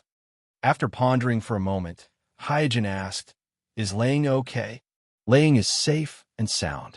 The enemy's target seems to be Lei Ying's 2 guards. After a pause, Kakashi said, By the way, one of Lei Ying's 2 guards is Ada, the ninja of the mist release Kekai Genkai. Ada? Jishui's eyes turned cold and said, I've fought with Ada before. He is an elite jonin of Kyumo, and his strength is very strong. Kakashi said, It's still uncertain whether Ada is dead or not. Only the body of another jonin was found at the scene, but Ada's body was not found. Guy also said with a sullen face, If it was Amitsukami, that Ada is probably. Hyojin narrowed his eyes and asked coldly, Which member of Amitsukami did it? Hearing this, Kakashi took out a few documents and handed one to Hyojin and Jishui.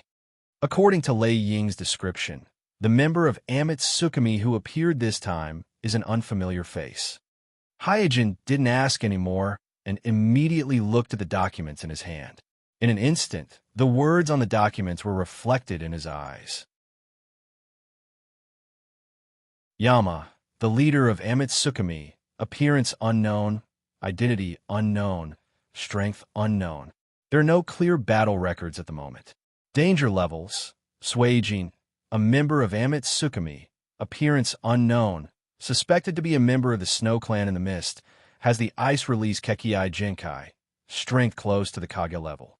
Danger level, Fire Demon, a member of Tsukimi, appearance unknown, suspected to be a member of the Uchiha clan, has the Manjikyu Sharingan, strength close to the Kage level.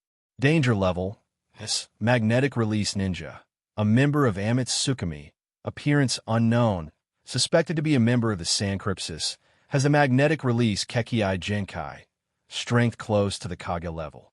Danger levels, Earth Release Ninja, a member of Tsukimi, appearance unknown, identity unknown, strength unknown. Danger level, Hyojin frowned and said, "The one who did it was this Earth Release Ninja?" Kakashi shook his head and said, "This Earth Release Ninja only lured Lei Ying away. The one who did it should be someone else, but he didn't leave any clues."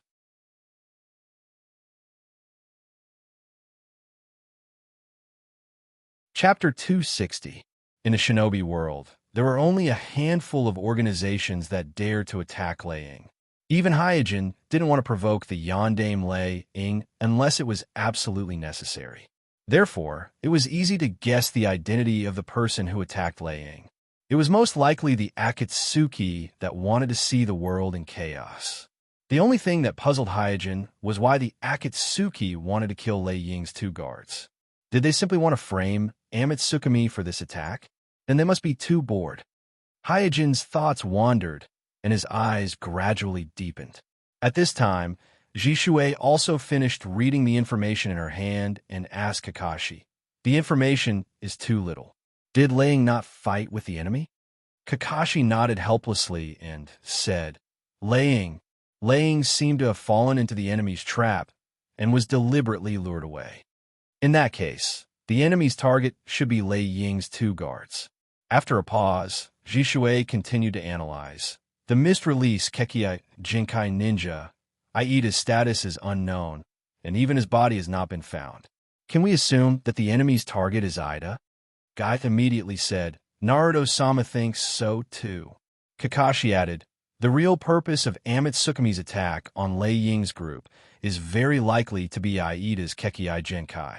Therefore, Naruto-sama suspects that Tsukimi is plotting something related to Kekii Jinkai. Kekii Jinkai. Hearing Kakashi's words, Hyojin suddenly thought of Hiriko and thought to himself, Akatsuki's attack on the Kekii Jinkai ninja. Is it related to Hiriko? In the original story, Hiriko only barely perfected the flaws of the Chimera technique and launched his Kekii Jinkai absorption plan more than 10 years later. That is, after Naruto's group of ninjas grew up, Hiriko barely perfected the flaws of the Chimera technique and launched his Kekii Jinkai absorption plan. Therefore, from the very beginning, Hyojin didn't think that it was Hiriko. However, the disappearance of Kyumo's Kekii Jinkai, as well as the fact that Hiriko has joined the Akatsuki, and all these clues are linked together. So Hyojin couldn't help but think of Hiriko and his Kekii Jinkai absorption plan. That can't be right. Hiriko shouldn't have perfected the Chimera technique so quickly. Could it be because he joined the Akatsuki and received help from others? After completing the day's guarding task, Black Ops 11 was dismissed on the spot. Jishui deliberately stayed. After Kakashi and Guy walked away, she asked Hyojin eagerly, Senior, what's going on? Could it be that God's organization has other members? If there are new members, why would I hide it from you? Hyojin curled his lips and said, It's obvious that someone is using Tsukimi's name to deliberately stir up trouble. Jishui said angrily, Damn it, Kuroto-san, let's find them. Hyojin glanced at Jishui, then asked indifferently, Why did we establish Tsukimi?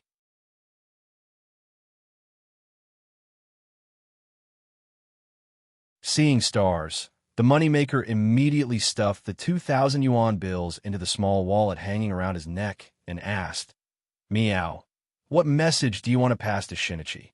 In a training field near the Uchiha clan's land, Uchiha, who had been practicing his saber skills for a day, stabbed his long saber into the ground, picked up a towel beside him, and wiped the sweat on his face. The encounter with Fire Demon from Amitsukami had become a thorn in his heart, and he could not let it go for a long time.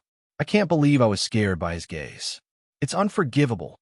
Every time he thought of that scene, Hiragi felt particularly ashamed, so after returning to the village, he doubled the amount of training he had to do.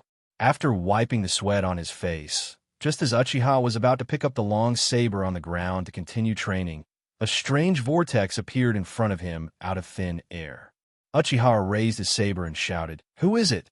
At that moment, a figure walked out of the strange vortex.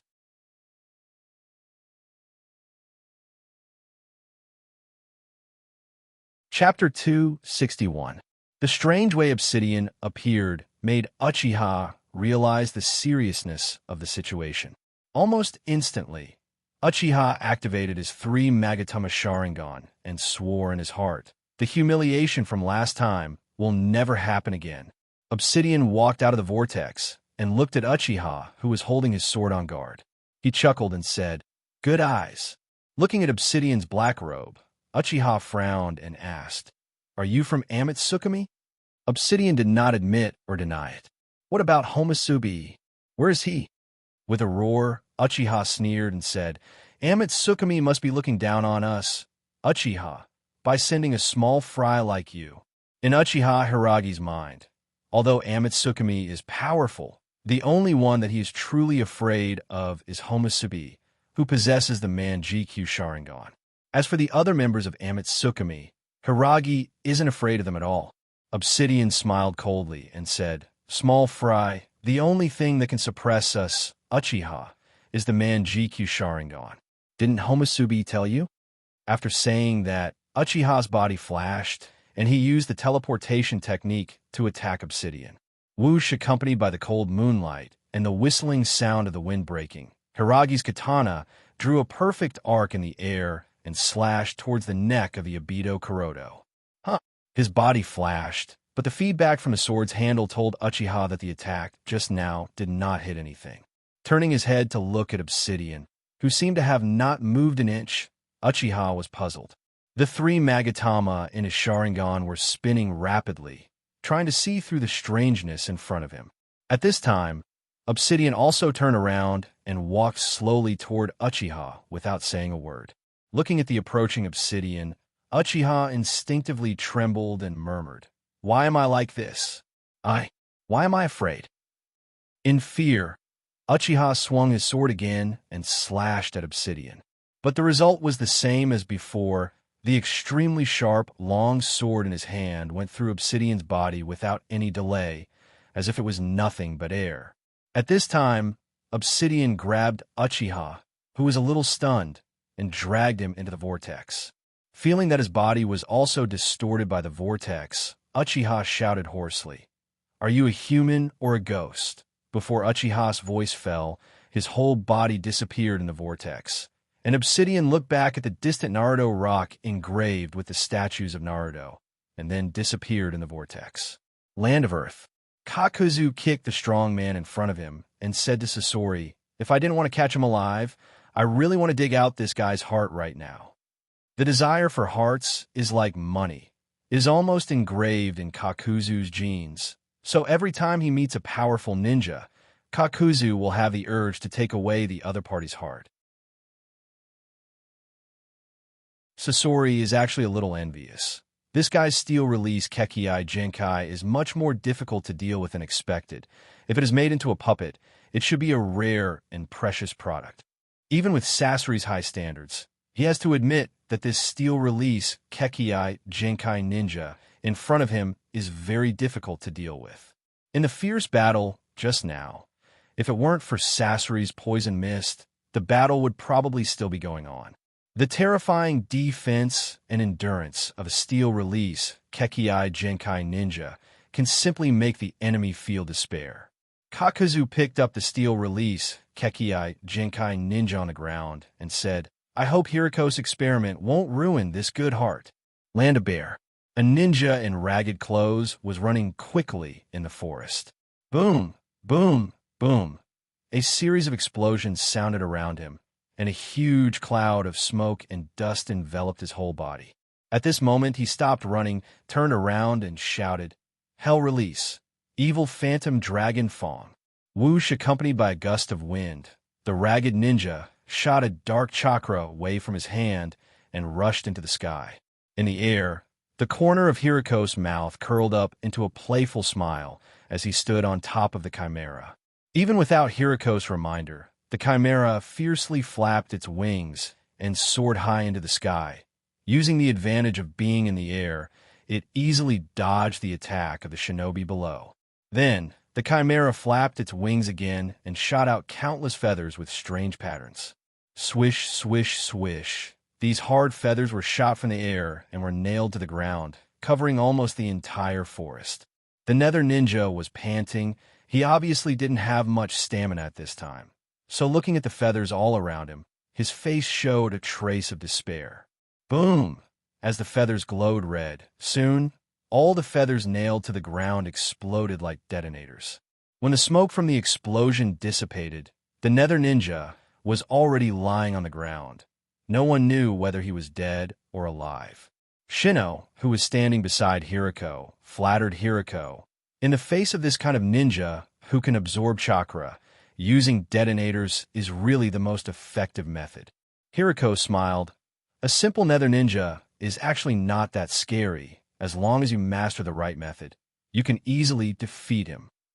After landing on the ground, Shino jumped off the chimera and threw the unconscious Kekii Jinkai onto the back of the chimera, then jumped back on and said, The capture of the Kekii Jinkai has been completed. Next, we only need to wait for news from the others. Hiriko nodded and said, Well, there's no need to worry about the leader. He has the Rinnegan. It should be easy for him to capture the Nether Ninja and the Uchiha clan. Although Sasori is annoying, he and Kakuzu should have no problem capturing a steel release Kekii ninja. The only thing we need to worry about now is the Uchiha and Shinichi's group. Shino smiled and said, If the Nether Ninja wants to escape, it will not be easy to catch him. With a strange smile on his face, Hiriko said, That will depend on whether the man GQ Sharingan of the Uchiha clan is as powerful as the rumors say. Shino asked, If everything goes well, when will you start the fusion? Hiriko said, At the end of next month, there will be an aurora descending from the sky. If all the Nether Ninjas are successfully captured, I will complete the final ritual on that day. Shino's eyes flickered when he heard this. I am really looking forward to it. In Hyojin's house. Bang! In a burst of smoke, Kasai jumped out and handed a scroll to Hyojin while extending its claws to Hyojin. Hyojin, who took the scroll, casually used 1,000 yen to send Kasai to him, then opened the scroll that Shinichi gave him, glanced at it, and suddenly frowned. As expected,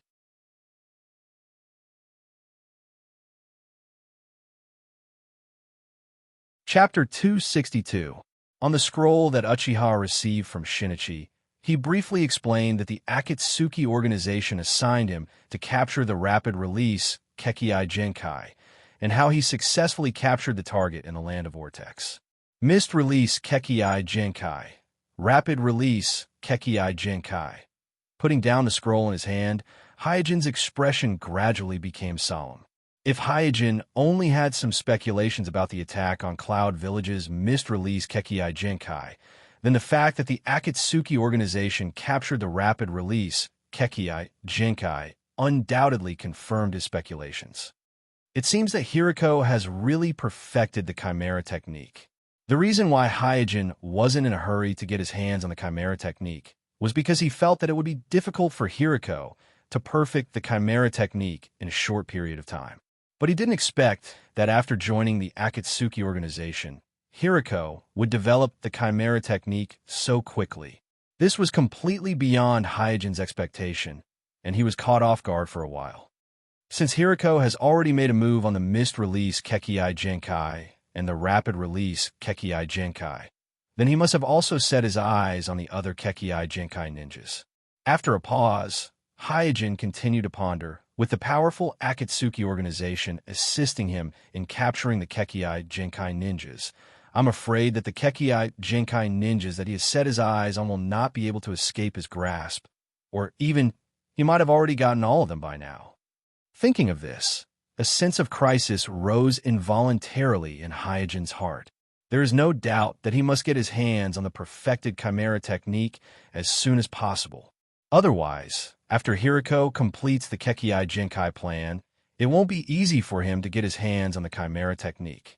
One must know that in the original story, Hiriko, who failed to complete the Kekii Genkai plan at the last step, could easily beat Kakashi. Therefore, once Hiriko perfectly completes his Kekii Genkai absorption plan, even Hyojin couldn't guess to what extent his strength would soar. After making up his mind, Hyojin wrote a secret letter to Shinichi, asking him to pay close attention to Hiriko's every move and to notify him as soon as possible if Hiriko makes any unusual movements. Hyojin is now eager to know which Kekii limit boundaries Hiriko has set his eyes on, whether he has succeeded, and when and where Hiriko's final Kekii limit fusion ceremony will be held. Hyojin doesn't have the means to obtain this information by himself, so he can only rely on Shinichi, who is lurking in the Akatsuki organization. The next day, as soon as Hyojin met up with Jishuei said with a gloomy face, "Senior, do you still remember Uchiha Chi?" "Yes." Hyojin nodded. Uchiha Chi had previously challenged Hyojin on behalf of the Uchiha clan, and not long ago, when Hyojin disguised as Homusubi to clear the suspicion of Jishuei, he happened to meet him, so Hyojin has a deep impression of him. Jishuei said, "He disappeared last night. If it was in the past, it wouldn't be a big deal for a person to disappear overnight, but the situation is different now. Whether it is the village or the Uchiha clan, both are on high alert under the threat of Amatsukami. Therefore, if Uchiha Chi didn't meet with an accident, he wouldn't have disappeared for a whole night for no reason." Hyojin immediately thought of Hiriko and thought to himself, first it was the mist release Kekii, then it was the speed release Kekii, and now there is a missing Uchiha clan member. It seems that Hiriko's selection of Kekii is the same as in the original story. Then, the other Kekii should be the steel release Kekii that has super strong defense, and the nether release Kekii that can absorb chakra. In the original story, when Hiriko started the Kekii absorption plan, the Uchiha clan had already been extinct for a long time, so the only Sharingan Kekii that Hiriko could choose for were Itachi Uchiha, the Uchiha Sasuke, and the Sharingan Kakashi, who was cursed by Hiriko in advance. Therefore, in the end, Hiriko chose Kakashi instead of the Uchiha clan.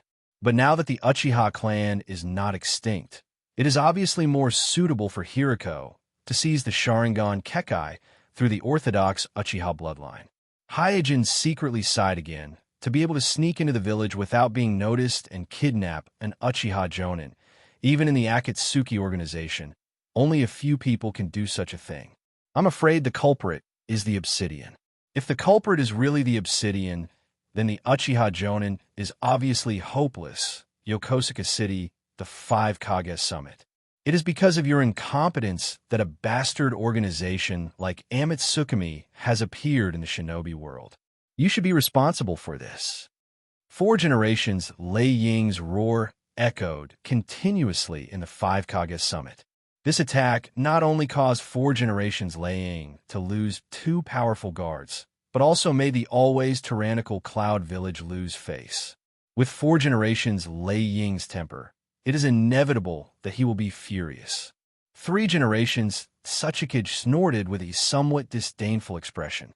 Perceiving 3 generations Tsuchikage snort, 4 generations Lei Ying turned his head and glared at 3 generations Tsuchikage. Watanabe, I haven't settled the account with your rock village yet.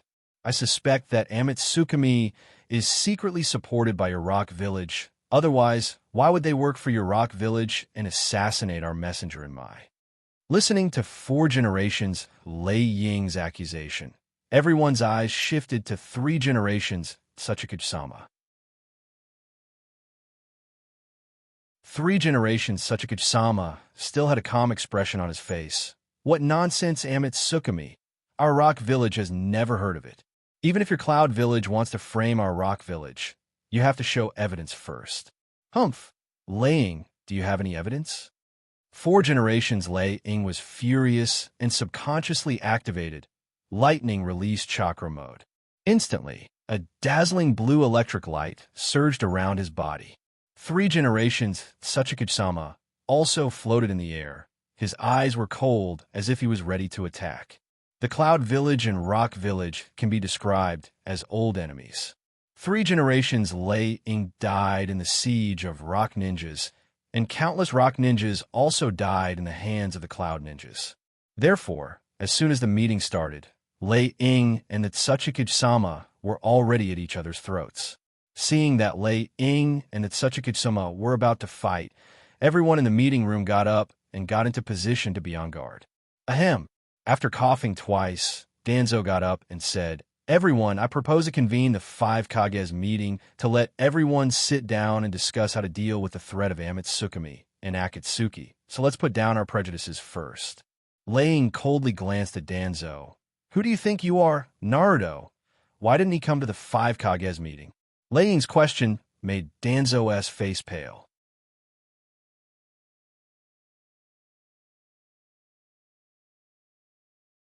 Chapter 263.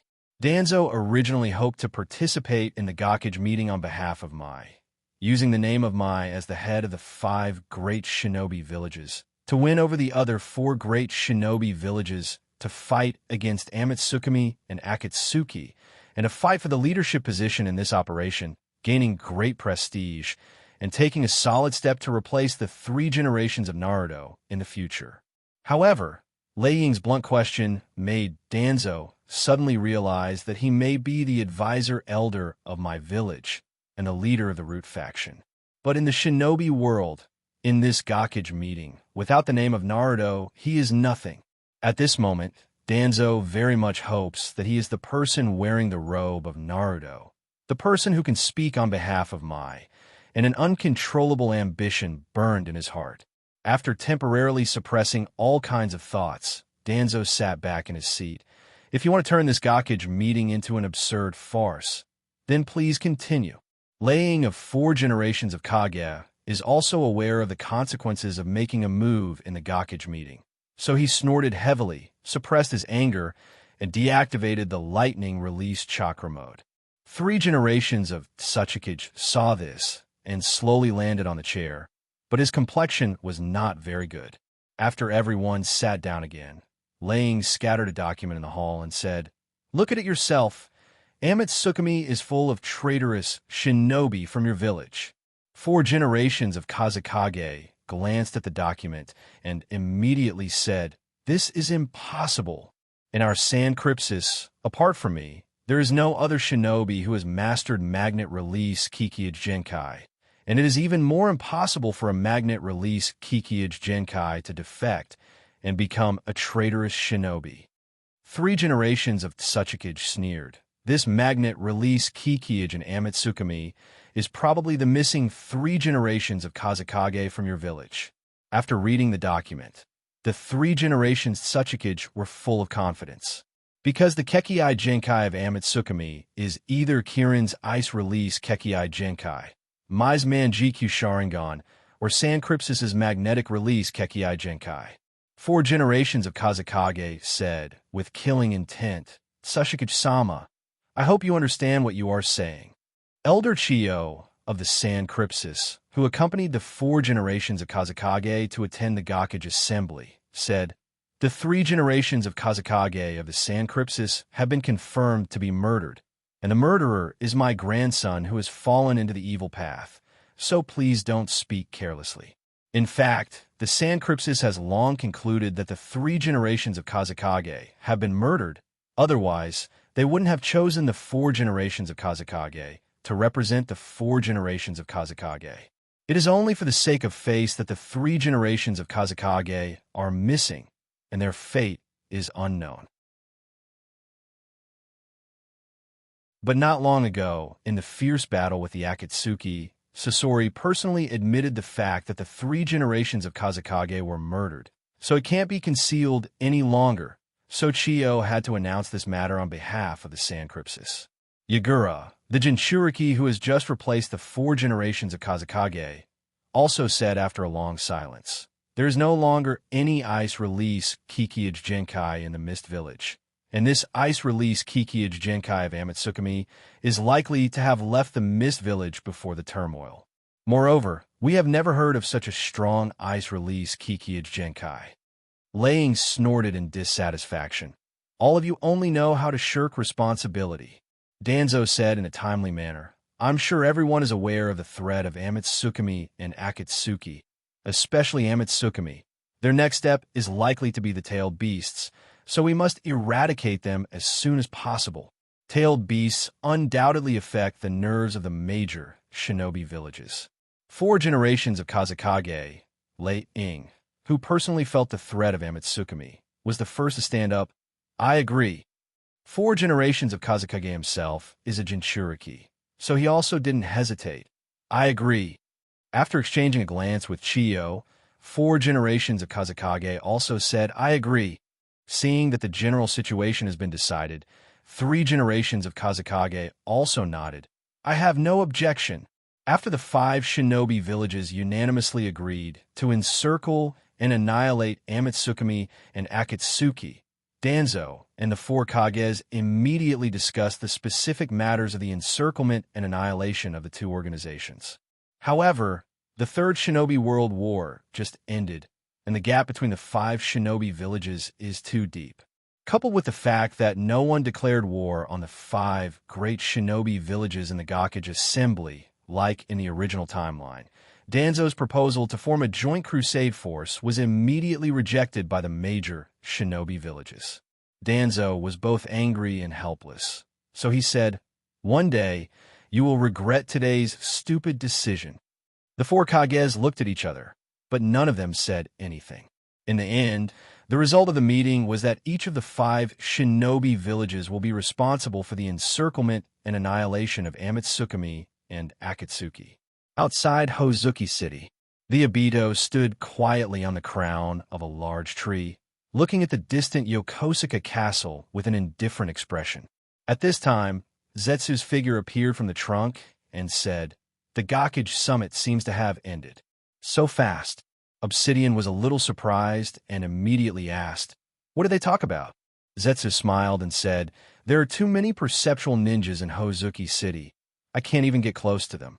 Obsidian asked again, "When will they return?"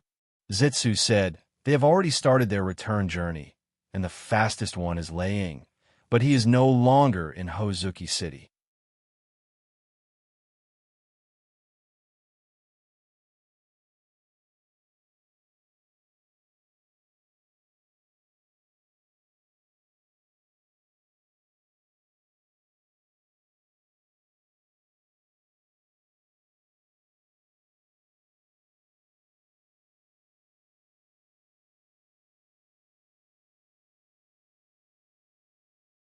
A few days later, in the country of tea, Uchiha Ryota pulled off the antibacterial cloth wrapped around his eyes and slowly opened his eyes.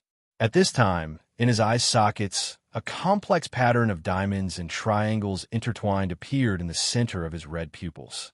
After a while, Uchiha Ryota said with emotion, Is this the eternal pupil power?"